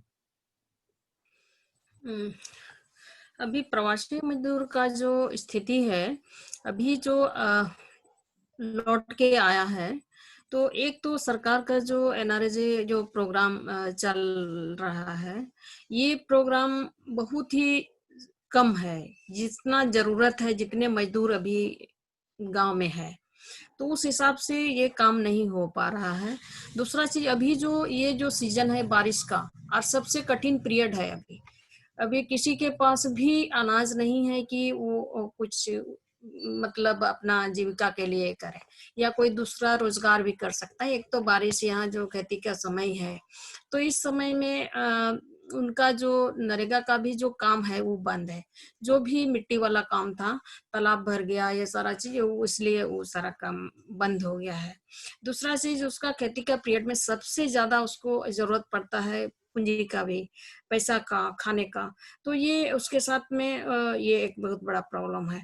दूसरा, अभी जो प्रवासी मजदूर हमारे क्षेत्र से, हमको लगता है 40% अभी फिर से वापस चला गया है। एक तो यहाँ पश्चिम बंगाल में जो खेती का जो यहाँ से ज्यादा पश्चिम बंगाल जाते हैं, पूरा परिवार जाते हैं, महिला भी जाती हैं, तो ये पश्चिम बंगाल में धान का खेती के लिए यहाँ से लोग करीब 40% लोग चले गए हैं। और दूसरा स्टेट में भी और गए, तो ये 40% प्रवासी मजदूर जो है वो जा चुके हैं। अब जो बाकी बचा है उसके सामने भी रोजगार अभी नहीं है। एक तो ये मनरेगा के तहत तो जो जितना काम अलॉट हुआ था, जैसे वृक्षारोपण का, गड्ढा खोदने का, तालाब खोदने का, वो ऑप्शन नहीं रह गया है। और दूसरे काम सरकार के पास उस तरह का प्लानिंग नहीं है कि और हम किस काम में लगा सकते हैं, या पंचायत को इस तरह का ये भी नहीं दिया गया है, या दिया भी गया है तो उस तरह का कोई प्री प्लानिंग उसके पास नहीं दिखाई पड़ता है कि लोगों को एंगेज कर सकता है। दूसरा एक तो ये प्रॉब्लम है, और उसका जो इम्पैक्ट जो दिखाई पड़ रहा है गांव के स्तर पे, एक तो सबसे बड़ा इम्पैक्ट है हमारा जो इस क्षेत्र जो रहा है, ये महाजन के चंगुल में रहा है, पिछले भी इतिहास रहा है यहाँ का क्षेत्र में। क्योंकि यहाँ अभी जो आपका मई, जून, जुलाई, अगस्त तक किसी का घर में अपना महिला का गहना जेवर नहीं रहता है, ये गिरवी रखता है मनी लेंडर के पास। तो एक बहुत अच्छा ये बीच वाला जो पीरियड था उधर, ये लॉकडाउन से पहले जब जैसे ये NRLM प्रोग्राम शुरू हुआ था, या जो भी लाइवलीहुड सरकार का भी प्रोग्राम चला था, तो कुछ ये जो SHG ग्रुप या दीदी ग्रुप जो बना था, तो ये एक बहुत बड़ा गांव का एसेट के रूप में क्रिएट हुआ है कि वो मनी लेंडर को कम करने के लिए बहुत अच्छा काम कर रहा था। कम से कम छोटा छोटा जो जरूरत का चीज है ये पूरा करती थी उस ग्रुप के माध्यम से। लेकिन ये जो अभी जो हमारा जो ग्रुप है, ये भी एक सीमित दायरा में काम करते हैं। हमारा जो ऑल ओवर पूरे जो गांव के लिए जो हमको काम करना चाहिए, तो ये सबको नहीं लाभ मिल पा रहा है। और उनके साथ भी अभी जिस तरह का दिक्कत है, उनके पास भी ये नहीं लग रहा है कि बहुत अच्छा उसके पास ये प्लान है। क्योंकि वह यहाँ जो भी प्रोडक्शन यूनिट बना रहा है, जो भी महिलाएं काम कर रही हैं, वो मार्केट नहीं मिल पा रहा है। ये लॉकडाउन की वजह से उसको अब मार्केट, एक तो मार्केट बंद है, लोगों का जो भी जरूरत है वो नहीं ले पा रहा है। तो अभी हमारे यहाँ जो भी ट्रेडिशनल भी जो लोग जुड़े हुए थे कोई प्रोडक्शन में, जैसे यहाँ पत्ता प्लेट बनाने का या जंगल एरिया है जो महिला काम करती थी, कुछ बम्बू ग्रुप है जो बांस का काम करने वाली हैं, और भी इस तरह का जो आजीविका के लिए जो अपना जो ट्रेडिशनल से भी जुड़े हुए थे, तो उनको अभी मार्केट ही नहीं मिल पा रहा है कि वो अपना मार्केट ले जा करके दो पैसा अर्न कर सकते हैं। जो गांव की महिला खाली समय में वही जंगल से पत्ता चुन के लाते थे, उसको पत्तल बनाती थी, करते, उसको भी अभी मार्केट नहीं मिल रहा है। एक तो ये कोविड की वजह से भी है, बारिश की वजह से, ये जो मतलब क्रूशियल पीरियड है। तो अब सबसे ज्यादा जो है लोगों का आर्थिक स्थिति बिगड़ा है। और ये जस के तस जो पहले जो स्थिति में था, आज 50 साल पीछे अगर हम देखते हैं, तो ये महाजन के चंगुल में फिर हमारे समाज गया है इससे में। एक तो ये दिखाई पड़ रहा है। अभी हमने रिसेंट स्टडी किया है, एक एक परिवार में कम से कम 10 से 15 हजार रुपया कर्ज में डूबा है। दूसरा, अभी कर्ज लेने का तरीके में थोड़ा चेंज हुआ है। अभी वो फाइनेंस ग्रुप कोई छोटा छोटा टीम आया है, कंपनी आया है, उसके द्वारा ले रहा है। तो उनके साथ तो और बड़ा चुनौती आया है कि हमको हर मंथ या हर सप्ताह में हमको पे करना है, तो उनको रोजगार चाहिए, लेकिन उनके पास रोजगार नहीं है। तो जो स्वाभाविक रूप से वो प्रेशर पड़ रहा है, तो उनकी महिला भी बोल रहे हैं कि आप नहीं रोजगार करेंगे तो हम ये पैसा कहाँ से आप करेंगे, कहाँ से जमा करेंगे। तो एक तरह का ये जो प्रेशर क्रिएट हुआ है, तो ये बहुत ही भयावह स्थिति है और लोगों का जीवन को ये प्रभावित कर रहा है। एक तो ये दिखाई पड़ रहा है। दूसरा जो हमारा दूसरा पक्ष है, जो अभी जिस तरह से इस क्षेत्र में जो युवक जो है, यूथ के साथ जो हो रहा है, एक तो हमारा जो स्टूडेंट जो है वो तो पढ़ाई बाधित हुआ ही है। दूसरा जो यहाँ क्राइम बढ़ रहा है उस कारण से, ये एक जिस तरह से महिला के साथ, लड़कियों के साथ जो छेड़खानी, बलात्कार, जो घटनाएं, रेप का जो घटनाएं बढ़ी हैं, ये बहुत ज्यादा बढ़ी हैं। दूसरा, घरेलू हिंसा को भी अगर हम देखते हैं, वो भी बढ़ी हैं। क्योंकि अब जो है जो भी अल्कोहल हर एक गांव में आप देखेंगे, यहाँ की महिलाएं ऑप्शन कुछ नहीं है तो ये शराब बेचने, बनाने और बेचने का काम करती है। तो जितना हमारे जो बाहर से लोग आए हुए हैं, जिसका आदी है, वो तो अपना कुछ कुछ बेच करके ये भी कर रहे हैं, घर में महिला के साथ हिंसा कर रहे हैं, बच्चे के साथ हिंसा कर रहे हैं। तो ये ग्राफ काफी बड़ा है। एक तो ये यहाँ का सिचुएशन जो देखने को मिल रहा है। दूसरा, अभी जो सरकारी योजनाएं जितनी भी चल रही हैं, तो एक तो ये कोविड को लेकर के बहुत सफलता से कोई भी प्रोग्राम को हम नहीं देख पा रहे हैं। चाहे हम NRLM के बारे में ही बात कर रहे हैं, चाहे कोई भी सरकारी स्कीम उस रूप से इम्प्लीमेंट होना चाहिए, वो नहीं दिखता है। अभी हेल्थ को भी हम ले सकते हैं, एजुकेशन तो अभी ठप ही है। तो ये सारे काम को ये प्रभावित किया है और विशेष करके अभी युवा पीढ़ी के लिए बहुत चिंता बना हुआ है और ये हमारे समाज कहाँ अभी ले जा रहा है, ये एक बहुत सोच की विषय है। दूसरा हमारा प्रवासी मजदूर है। प्रवासी मजदूर भी अभी ये जाने के लिए अब इधर उधर तलाश कर रहे हैं। संथाल परगना क्षेत्र से अभी हमारे चीफ मिनिस्टर कहीं इसे जो अभी लेह और लद्दाख जो यहाँ से मजदूरों को भेजा गया है, तो उनका स्थिति काफी खराब है। उनके परिवार जो है उनका खाना और भोजन नहीं मिल पा रहा है वहाँ लेह लद्दाख में।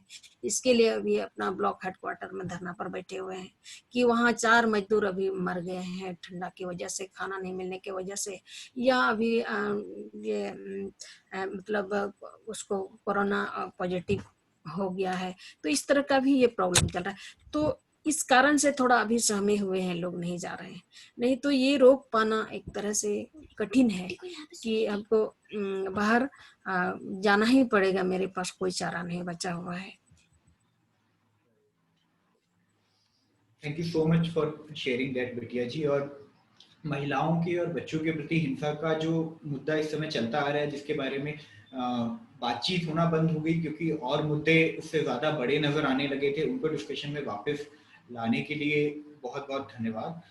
आपने शुरुआत में किसानों के बारे में भी बात की और उसी से जुड़ा हुआ एक प्रश्न मैं अमजद जी से जानना चाहूंगा कि अभी आपके इलाकों में किसानों की और खेती की क्या स्थिति देखने को मिल रही है। साथ ही जो नॉन टिम्बर फॉरेस्ट प्रोड्यूस है NTFP, इस पर आधारित जो अर्थव्यवस्था है उस पर क्या प्रभाव देखने को मिल रहा है आपको? ओके अंकित, सो जो हम बात कर रहे हैं अभी लाइवलीहुड्स की, और खास तौर से फार्म बेस्ड जो हमारा एग्रीकल्चर है, जो एक मेजर इनकम सोर्स है झारखंड में लोगों के लिए, ओवरऑल देश में भी।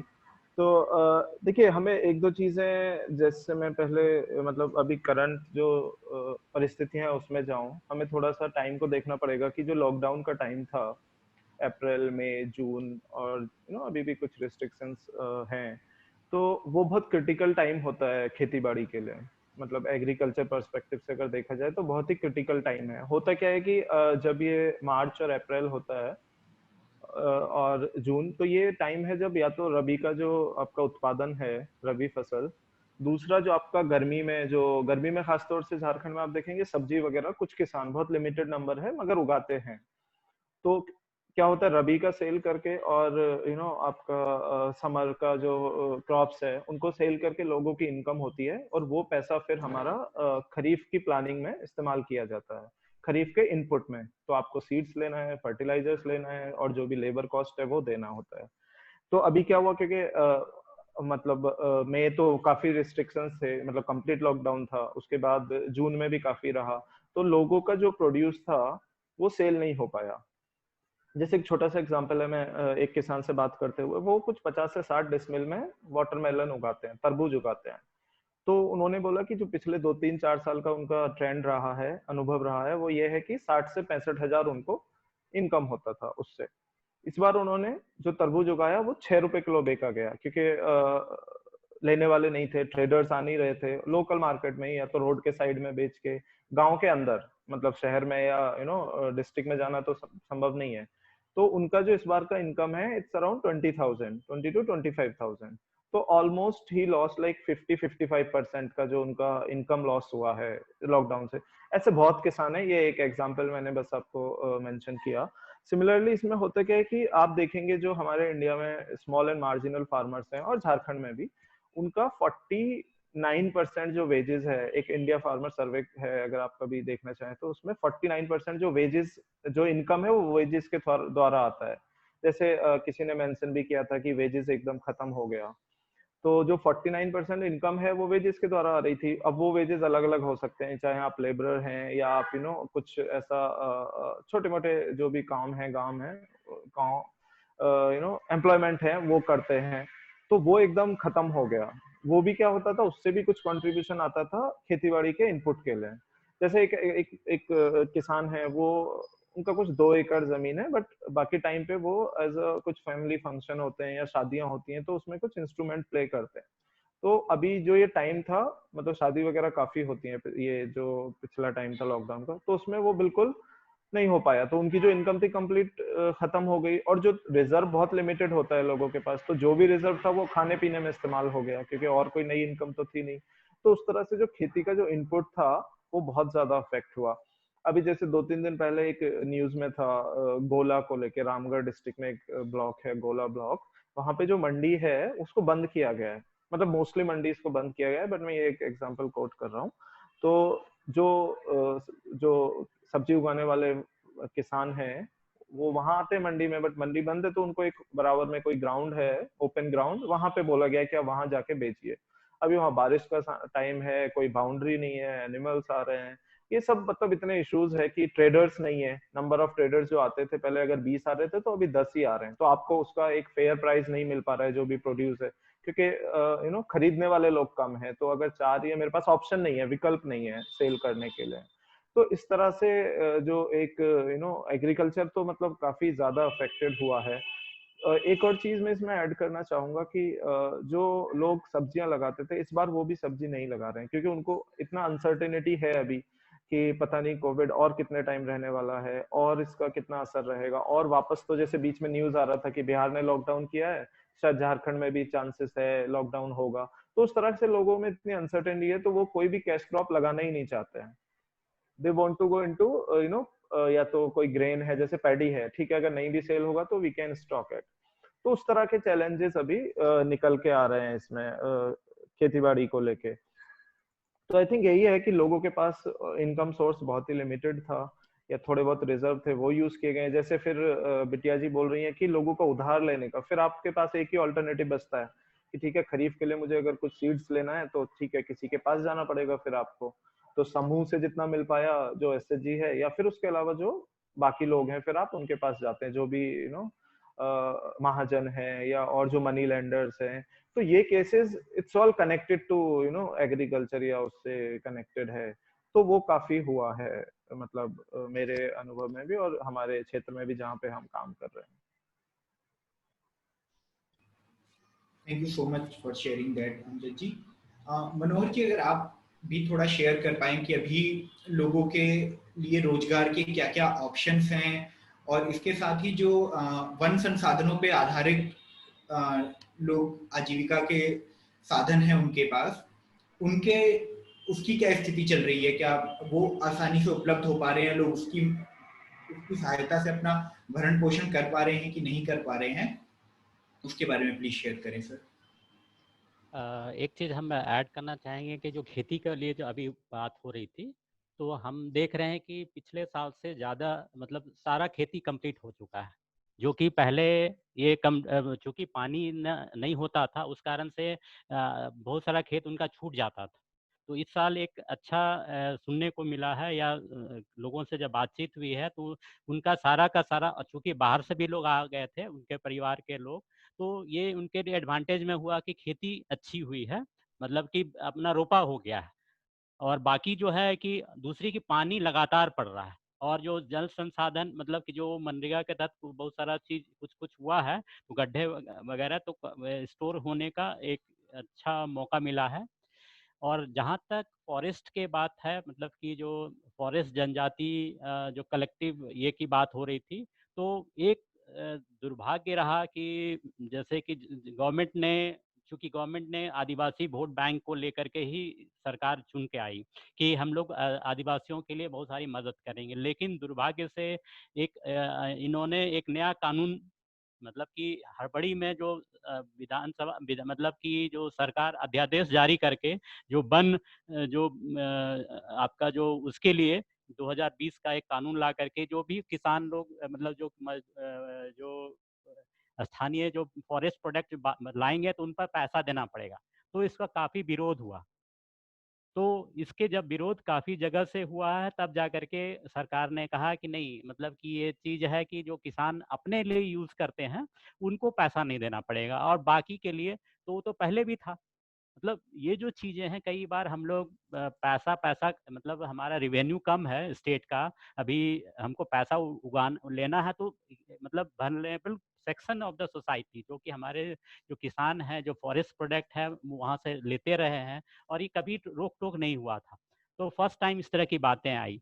और अभी दूसरा है कि पट्टा भी, जो कलेक्टिव पट्टा देना था, अभी वन विभाग भी और या स्टेट गवर्नमेंट भी अभी तक पट्टा देने के लिए जो कलेक्टिव फॉरेस्ट उनको राइट्स जो है अभी तक उस बहुत कम हुआ है। तो अभी हाल में ही इसी महीना में है मुख्यमंत्री, मतलब कि जो पहले जो हमारे झारखंड के अर्जुन मुंडा जी थे, जो अभी फॉरेस्ट मतलब कि ट्राइबल मिनिस्टर और कानून मंत्री जो हैं, अभी हम कुछ दिन पहले का भी देखें कि नहीं, इन्होंने भी निगोशिएशन हुआ है, जो काफ़ी सारे सीएसओ ने इनको रिप्रेजेंट किया, तो कहा है कि नहीं, हम लोग आदिवासियों के लिए पट्टा के लिए जो ये मोड पर मिशन मोड में काम करना चाहिए, और तब हम लोग उसको अधिक से अधिक लोगों को पट्टा देंगे। तो ये संभावना दिखती है कि सरकार जो है, यदि सिविल सोसाइटी सरकार मिलकर चाहेंगे तो किसानों की स्थिति अच्छी हो सकती है। ये हम लोग संभावना दिख रही है झारखंड में। Thank you sir.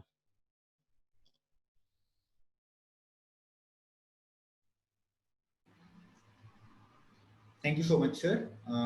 जो बाकी दर्शक हमारे साथ जुड़े हुए हैं, उनसे भी ये रिक्वेस्ट मैं करूंगा, अगर आपका कोई सवाल है जो आप हमारे पैनलिस्ट से पूछना चाहते हैं, तो प्लीज चैट बॉक्स में आप अपने सवाल पूछ सकते हैं और हमारे पैनलिस्ट कोशिश करेंगे उनका जवाब देने की। कमिंग बैक टू यू आलोक, मैं जानना चाहूंगा कि अभी आपको क्या लग रहा है, आगे की क्या स्थिति होने वाली है, किस तरह चीजों में और बदलाव देखने को मिलेगा, चाहे वो किसानों के संबंध में हम देखें, चाहे प्रवासी मजदूरों के संबंध में देखें, स्टूडेंट्स के संबंध में देखें, तो आगे वाली तस्वीर आपको किस तरह की नजर आती है?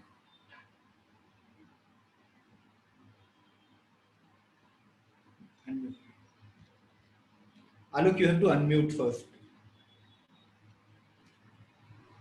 थैंक यू अंकित, ये बहुत इम्पोर्टेंट सवाल है। जहाँ तक मेरा मानना है कि अभी तक जो गांव में लोग हैं, जो माइग्रेंट हैं या जो पॉपुलेशन है, वो जो फार्मिंग पीरियड है मानसून का क्रॉप के लिए, खरीफ के लिए कल्टीवेशन टाइम था, क्रॉपिंग था, तो सब उस कार्य में अधिकतर लोग जुड़े हुए थे। तो गांव के लोगों के पास उतना फ्री टाइम नहीं था कि वो आगे का या के लिए सोचे। हाँ, अब जब इन सब कार्यों से, रोपाई के कार्यों से अब वो फ्री हुए हैं, तो जनरली क्या होता है कि पिछले साल या फिर जनरली ये ट्रेंड देखा जाता है कि हाँ, अब क्रॉपिंग पीरियड के बाद अगस्त या सितंबर अक्टूबर से कुछ लोग माइग्रेंट करना, पलायन करना शुरू करते हैं।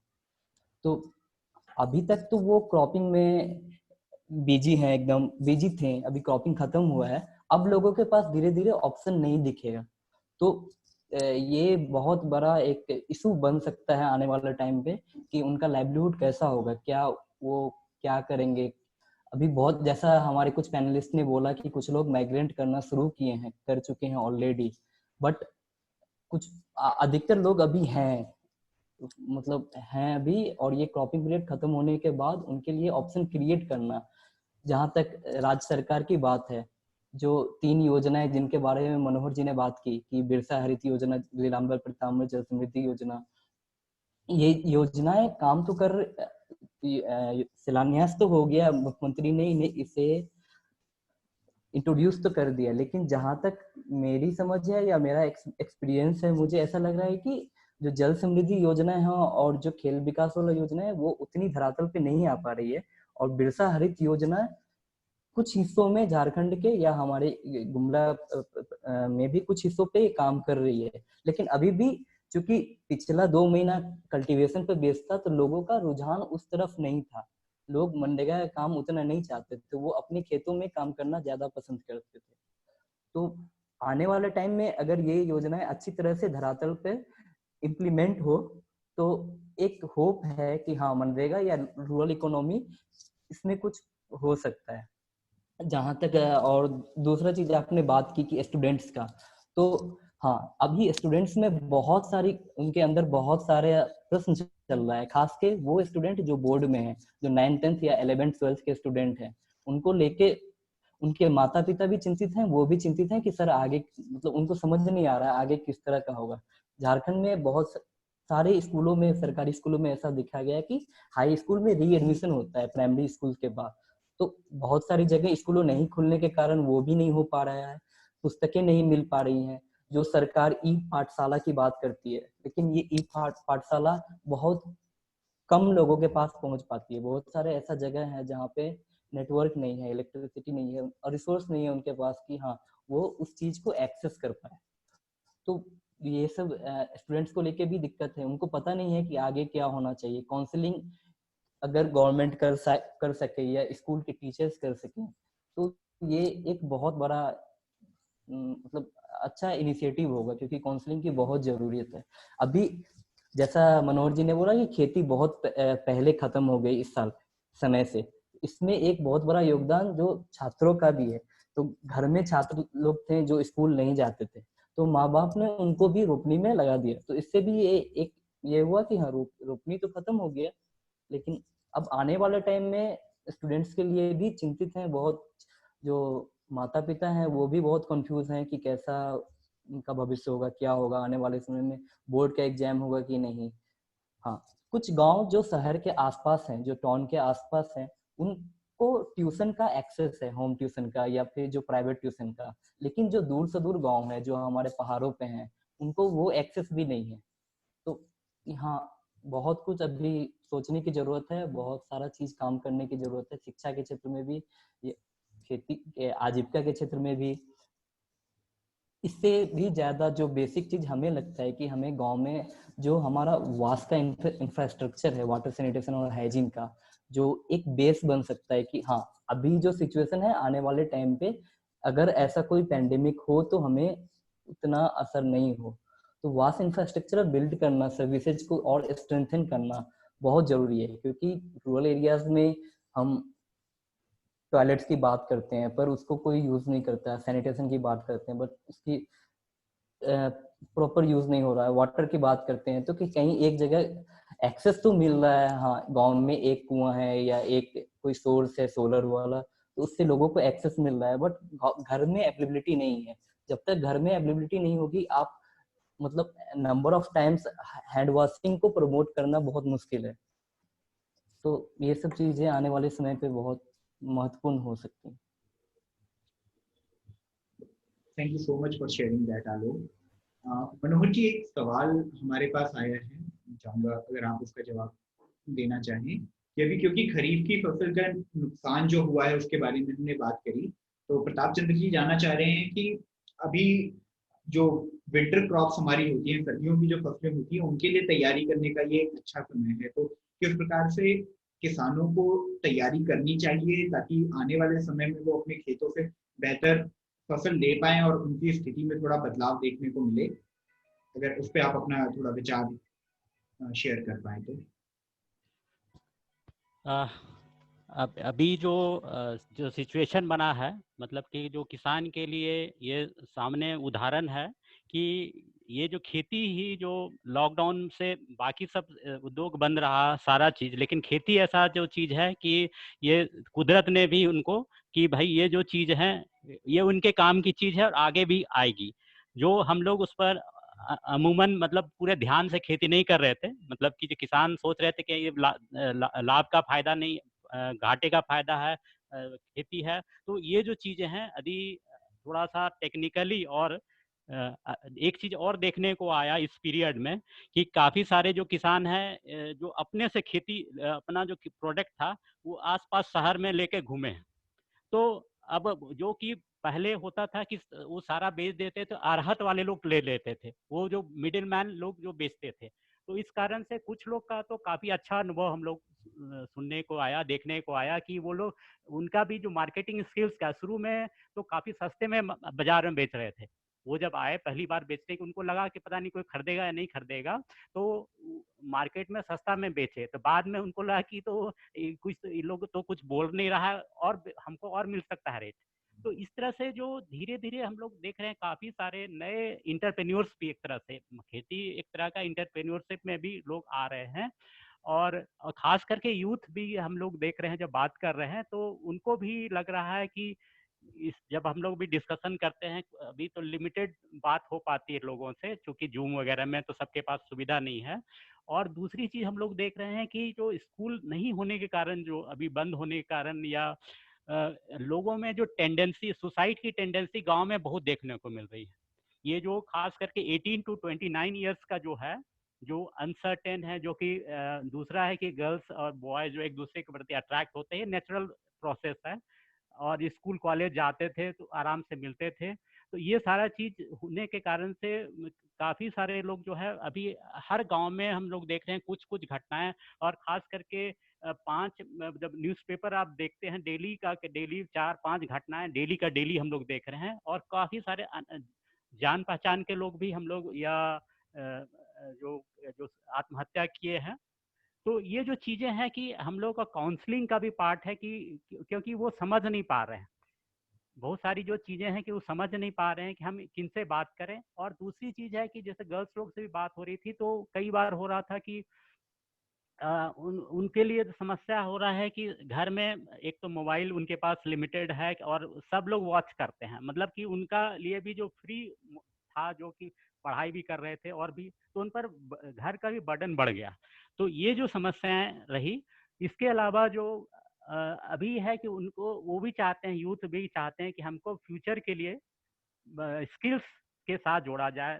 उनके सामने है कि रोजगार के अवसर का भी ये है कि हमको भविष्य में हमको कहाँ जॉब मिलेगा। तो ये जरूरी है कि हम लोग उनके अभी जो टाइम है, जो स्किल मैपिंग हर एक का, जो हर एक का लोगों का, हर एक चाहे लड़का हो या लड़की हो, उनका पोटेंशियल्स कुछ कुछ है। तो उस हिसाब से उनको थोड़ा ओरिएंट किया जाए, ताकि सब लोग केवल नौकरी के फेज में रहेंगे तो शायद और मतलब उनमें फ्रस्ट्रेशन बढ़ेगा। और हर एक में कुछ ना कुछ टैलेंट्स है। और दूसरी चीज है कि हमको लोगों को समाज के साथ, और हमारा जो नीड है और गांव का जो नीड है, दोनों को देखने की जरूरत है। और हम मार्केट के अनुसार सोचने की जरूरत है कि हम बाजार जाते हैं या हम नौकरी करते हैं 2 पैसा कमाने के लिए। यदि हम गांव में क्या क्या संसाधन हो सकते हैं, क्या क्या हम और करेंगे, जैसे कि अभी देखा जा रहा है कम्युनिकेशंस का बहुत बड़ा रोल है।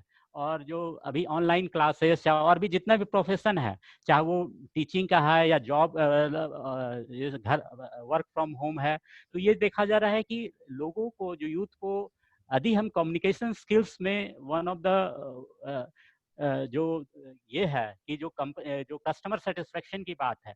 दूसरा चीज है कि हम अप्लाई करने की बात, हम पढ़ तो रहे हैं, लेकिन हम पढ़ने के साथ साथ हम उस चीज को हम गांव के साथ अप्लाई करना, और हम अपने रोजगार को गांव के रोजगार के साथ, या जो गांव की जो योजनाएं हैं, अभी बहुत सारी योजना है, अभी कई सारे यूथ ने हम लोगों से बात की कि सर यहाँ पर जो स्कीम में ये राशन इतना ही देता है, तो या फिर मतलब इवन फ्रॉम अदर स्टेट्स, मतलब कि हम लोग को बोल रहे हैं कि सर मार्केट का ये रेट है, उसमें हम लोग सामान बेच रहा है, जबकि सरकार का रेट है, क्या करना चाहिए।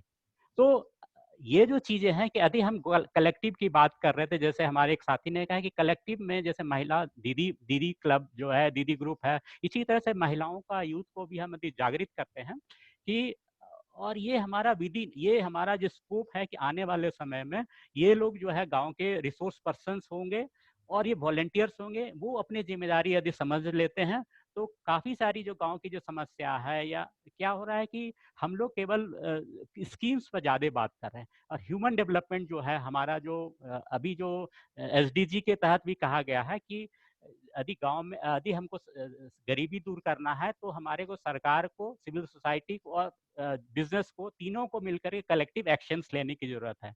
तो यहाँ पर जो हमारा रोल ऑफ पंचायत काफी बढ़ गया है, यूथ को भी कॉन्फिडेंस में लेने की जरूरत है। जब हम ये सारे कर पा रहे हैं, अभी एक चीज हम लोग देख रहे हैं कि हर एक डिस्ट्रिक्ट में, मतलब कि जो नीति आयोग के तहत हर एक एनजीओ हमारा कोऑर्डिनेशन कर रहा है, और जो भी चीजें सर एनजीओ कर रही हैं, तो वो एक जगह रिपोर्टिंग हो रही है, जो स्टेट में आ रहा है। तो ये एक अच्छा वातावरण है, और हम लोग इसको और आने वाले समय में जो सिविल सोसाइटी गवर्नमेंट का एक दूसरे पर कॉन्फिडेंस बढ़ेगा तो हम लोग कोई भी कार्यक्रम बहुत अच्छे ढंग से और आगे कर सकते हैं। ये हमारा मानना है। थैंक यू सो मच मनोहर जी, आपने जिस तरीके से किसानों और किसानी की बढ़ती ज़रूरत और उनकी बढ़ती इम्पोर्टेंस को हाईलाइट किया और साथ ही भविष्य की एक जो तस्वीर हमारे साथ पेश की, किन चीज़ों पे हमें ध्यान देने की ज़रूरत है उसकी तरफ हमारा ध्यान आकर्षित किया, उसके लिए बहुत बहुत धन्यवाद। आगे बढ़ते हुए अमजद जी, मैं आपसे जानना चाहूँगा कि जैसा मनोहर कुमार जी भी एंड में बात कर रहे थे और राजेश सिंह जी ने एक क्वेश्चन पूछा है हमसे कि सरकार की अपनी सीमाएं हैं संसाधनों के संदर्भ में, चाहे वो मानव संसाधन हो या भौतिक संसाधनों की बात हो, तो इस समय भविष्य की क्या जरूरत है, किस तरह सरकार को सिविल सोसाइटी ऑर्गेनाइजेशंस के साथ समन्वय बना के साथ लेकर आगे चलने की जरूरत है, और उसके साथ ही आप ये भी प्लीज शेयर करें कि आपको भविष्य की तस्वीर कैसी नजर आती है जो आज हमने चर्चा करी उसके संदर्भ में। ओके अंकित, तो जो राजेश जी का सवाल है वो ये है कि कैसे मतलब गवर्नमेंट के कॉन्स्टेंट होते हुए कैसे सिविल सोसाइटी के साथ काम किया जा सकता है।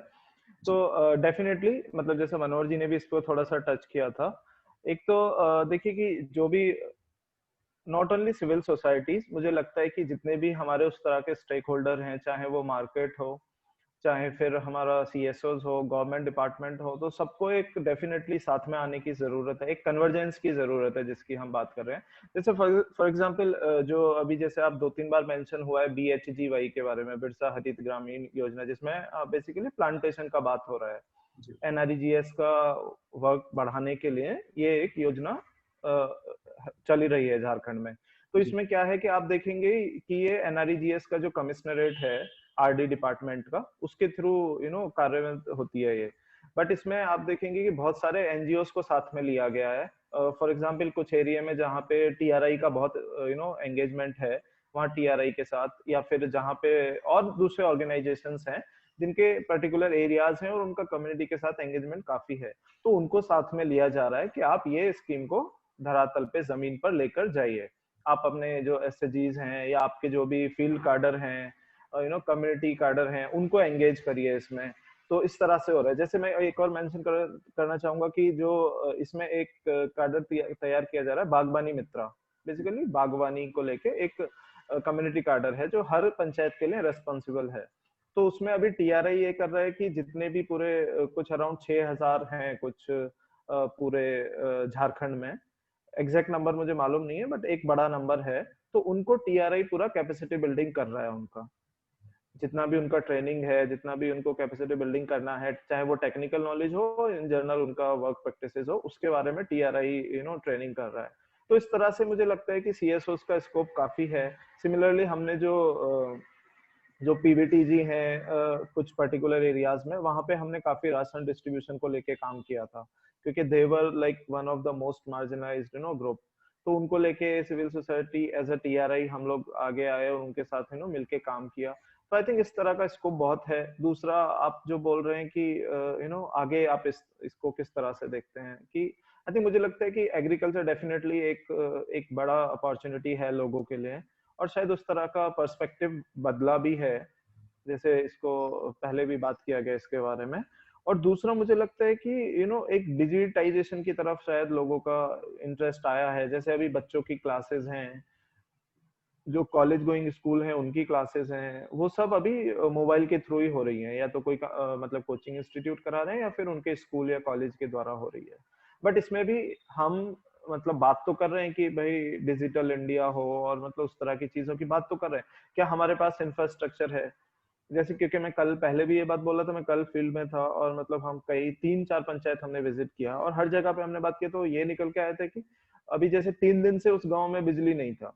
तो मोबाइल को रिचार्ज, आपको जो चार्ज करना है उसके लिए तो बिल्कुल बेसिक नेसेसिटी है कि आपके पास मोबाइल तो ले लिया, ठीक है, आपने 10,000 लगा के 5,000 लगा के, बट क्या वो चार्ज हो पा रहा है?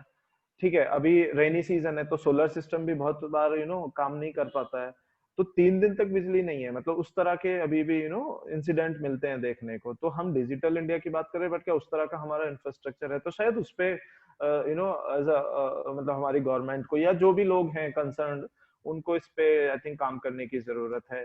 दूसरा ये था कि जैसे इंटरनेट है, तो अभी एक फैमिली जिसके मानिए एक या दो बच्चे हैं, घर में एक मोबाइल है और दो बच्चों को 2-2 घंटे की क्लास अटेंड करनी है, तो सब बोल रहे सर डेटा खत्म हो जाता है, उसका डेटा बचता नहीं है। तो एक बार रिचार्ज करने के लिए आपको मिनिमम तो 400 500 something you need to recharge it, right? वो 1.5 GB या कुछ मिलता है, but it's not enough for your to attend all the classes.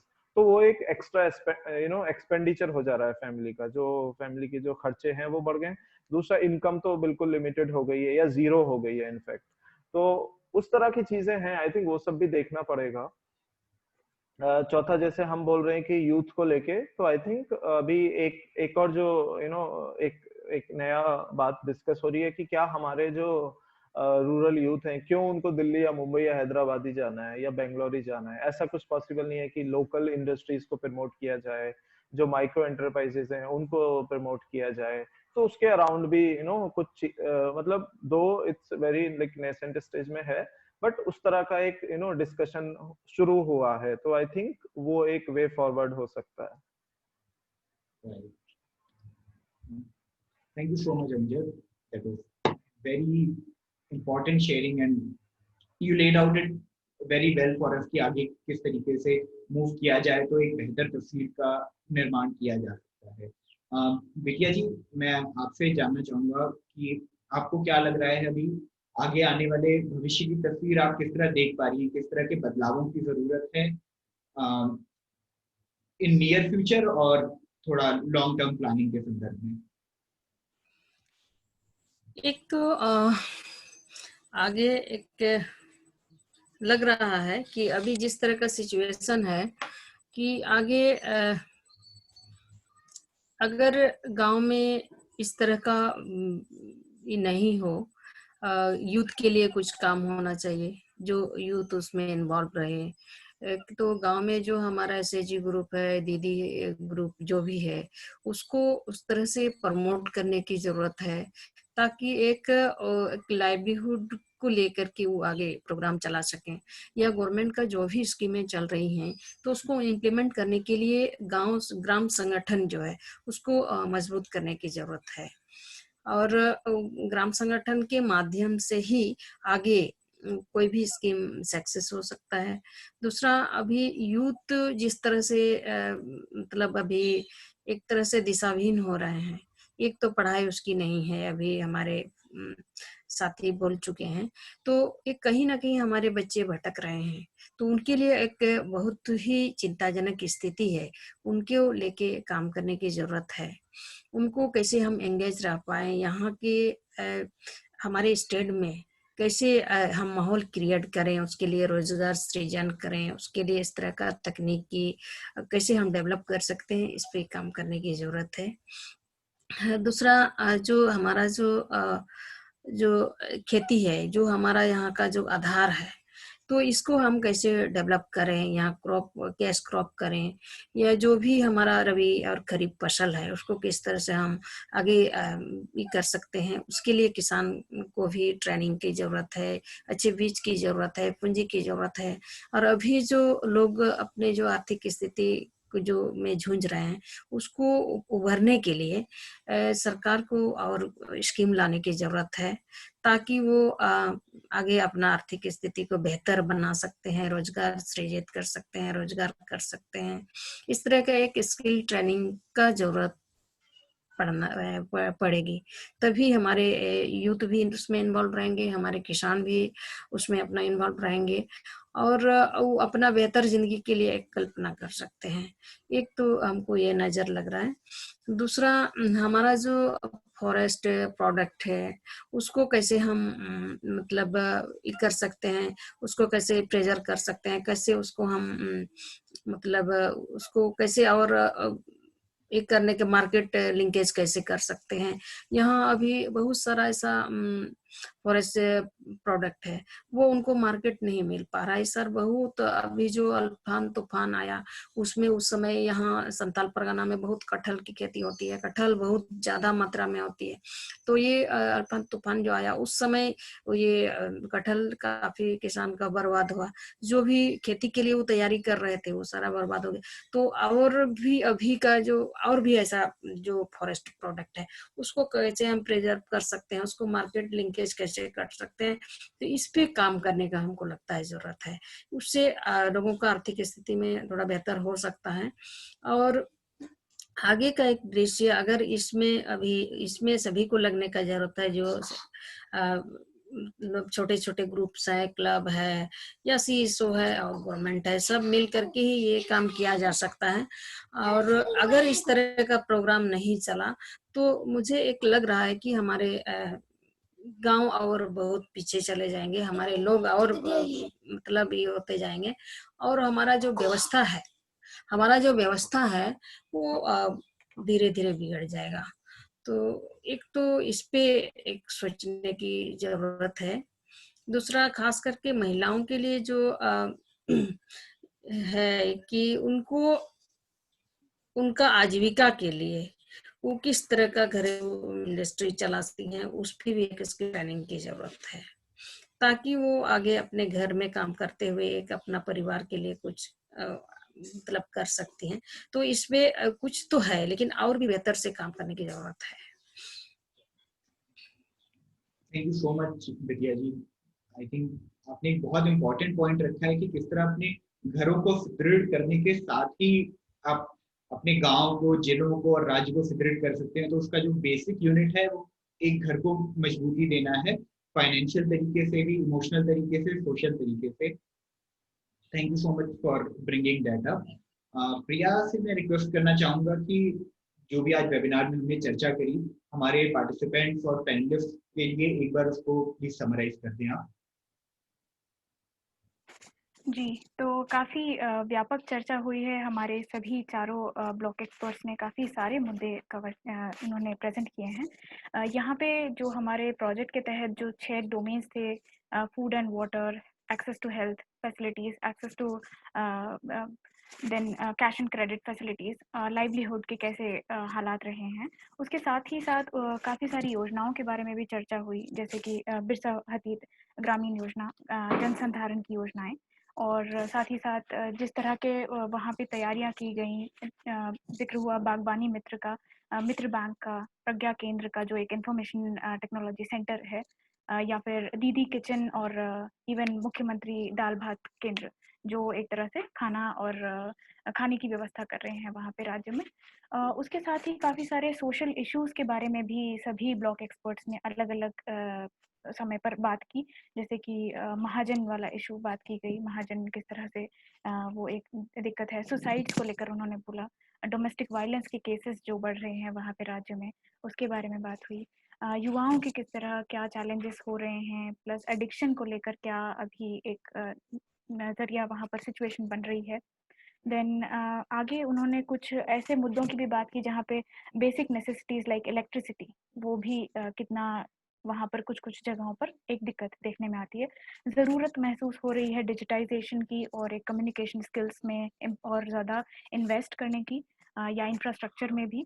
And also इसके साथ साथ उन्होंने अलग अलग कैटेगरीज की भी बात की है लोगों में, जैसे मेल्स की बात की है जो माइग्रेट कर रहे हैं, लद्दाख जैसी जगह पर जा रहे हैं, फिर वहाँ दिक्कतें हो रही उन्हें। वुमेन महिलाओं की वहाँ पर क्या दिक्कतें हो रही हैं, उन पर कैसे एक्स्ट्रा बर्डन हो रहा है इस दौरान। बच्चों को किस तरह से स्कूली शिक्षा से दूर रहने के कारण दिक्कतें फेस करनी पड़ रही हैं, और दिक्कतें, और उसके साथ साथ वो बाकी किस तरह कामों में एंगेज हो रहे हैं, वो भी मुद्दे निकले। और जहाँ तक बात आती है रोजगार की, तो उसमें किसानों और खेती के ऊपर काफ़ी फोकस रहा पूरी चर्चा के दौरान। उन्होंने काफ़ी अच्छे से मुद्दे इस तरह सामने लाए, कैसे रबी का जो पूरा सीजन रहता था उसका क्रॉप खरीफ सीजन के लिए आगे फंड्स की जो क्रिएट होता था वो उसके जरिए होता था, रबी सीजन की सेल के थ्रू, जो इस साल कहीं ना कहीं जो पूरा साइकिल है ये वो डिसरप्ट हो गया है और वो नहीं हो पाया, जिसके कारण इस साल की आने वाली जो फसल है उसमें थोड़ी हमें अनसर्टेनिटी देखने को मिल रही है। बीच में जिक्र इस बात का भी हुआ, जो पर्टिकुलरली वल्नरेबल ट्राइबल ग्रुप्स हैं, पीवीटीजी ग्रुप्स हैं, उनका भी जिक्र हुआ। देन इन सभी मुद्दों को जब हम देख रहे हैं तो कहीं ना कहीं ये नज़र आता है कि जो संसाधन और सुविधाएं हैं झारखंड के पूरे राज्य में, वो अलग अलग जगहों की अलग अलग विशेषताओं के साथ उनका वितरण अलग तरह से है। तो यहाँ पे कहीं न कहीं और योजनाएँ और उनका क्रियान्वयन बेहतर तरीके से करने की ज़रूरत है। जैसे अंत में हमारे सभी ब्लॉक एक्सपर्ट्स ने भी इस बात का ज़िक्र किया कि सभी सेक्टर्स को, गवर्नमेंट और सीएसओ सभी को एक साथ आकर कोलैबोरेट करके आगे बढ़ने की ज़रूरत है। तो ये सारे डिस्कशन के लिए मैं अपनी तरफ से इन सभी का धन्यवाद करना चाहूँगी। Over to you Ankit. Thank thank you so much Priya. और मैं भी धन्यवाद करना चाहूँगा आज हमारे साथ मनोहर जी, अमजद जी, आलोक और विद्या जी का जुड़ने के लिए। साथ ही मैं धन्यवाद करना चाहूँगा उन सभी पार्टिसिपेंट्स का, सभी व्यूअर्स का जो वक्त निकाल के आज हमारे साथ जुड़े। थैंक यू सो मच अंकित कि आपने बैकग्राउंड में रहते हुए सारी चीज़ों को अच्छे से मैनेज किया ताकि हम आगे यहाँ पे ये आज चर्चा कर पाए। This was a very moving discussion. जिस तरह से आपने झारखंड की परिस्थितियों को हम सबके सामने रखा है, ये जान के हमें जितना अच्छा भी लग रहा है उतना ही हमें ये भी समझ में आ रहा है कि अभी आगे की राह बहुत लंबी है, बहुत मुश्किल है। पर हम उम्मीद करते हैं कि आने वाले समय में प्रशासन के, सिविल सोसाइटी ऑर्गेनाइजेशंस के और इंडिविजुअल्स के समन्वयित कदमों के साथ हम एक बेहतर तस्वीर तैयार कर पाएंगे आने वाले भविष्य की। और इसके साथ ही मैं एक जानकारी भी देना चाहूँगा कि अभी जिस तरह आज हम झारखंड के ब्लॉक एक्सपर्ट से मिले हैं, उसी तरह 3 बजे हम लोग उड़ीसा के ब्लॉक एक्सपर्ट्स के साथ बातचीत कर रहे होंगे, जिसमें हमारे साथ प्रमिला जी, वाईवी प्रताप जी और दमयंती नायक होंगी। और आईकार्ड से डिस्कशन को फैसिलिटेट कर रहे होंगे देवाशीष और अविनाश। आप में से जो लोग भी वक्त निकाल के वहां पे हमारे साथ जुड़ पाए तो हमें बहुत खुशी होगी। Thank you so much again हमारे साथ जुड़ने के लिए, और हमें उम्मीद है आपका सहयोग और साथ इसी तरह हमारे साथ आने वाले समय में भी बना रहेगा। थैंक यू, बहुत बहुत धन्यवाद आप सबको। आप सबको भी बहुत शुक्रिया। Thank you. Thank you. Thank you, ICAR team and panelists, other panelists. Thank you, Alok, for being with us.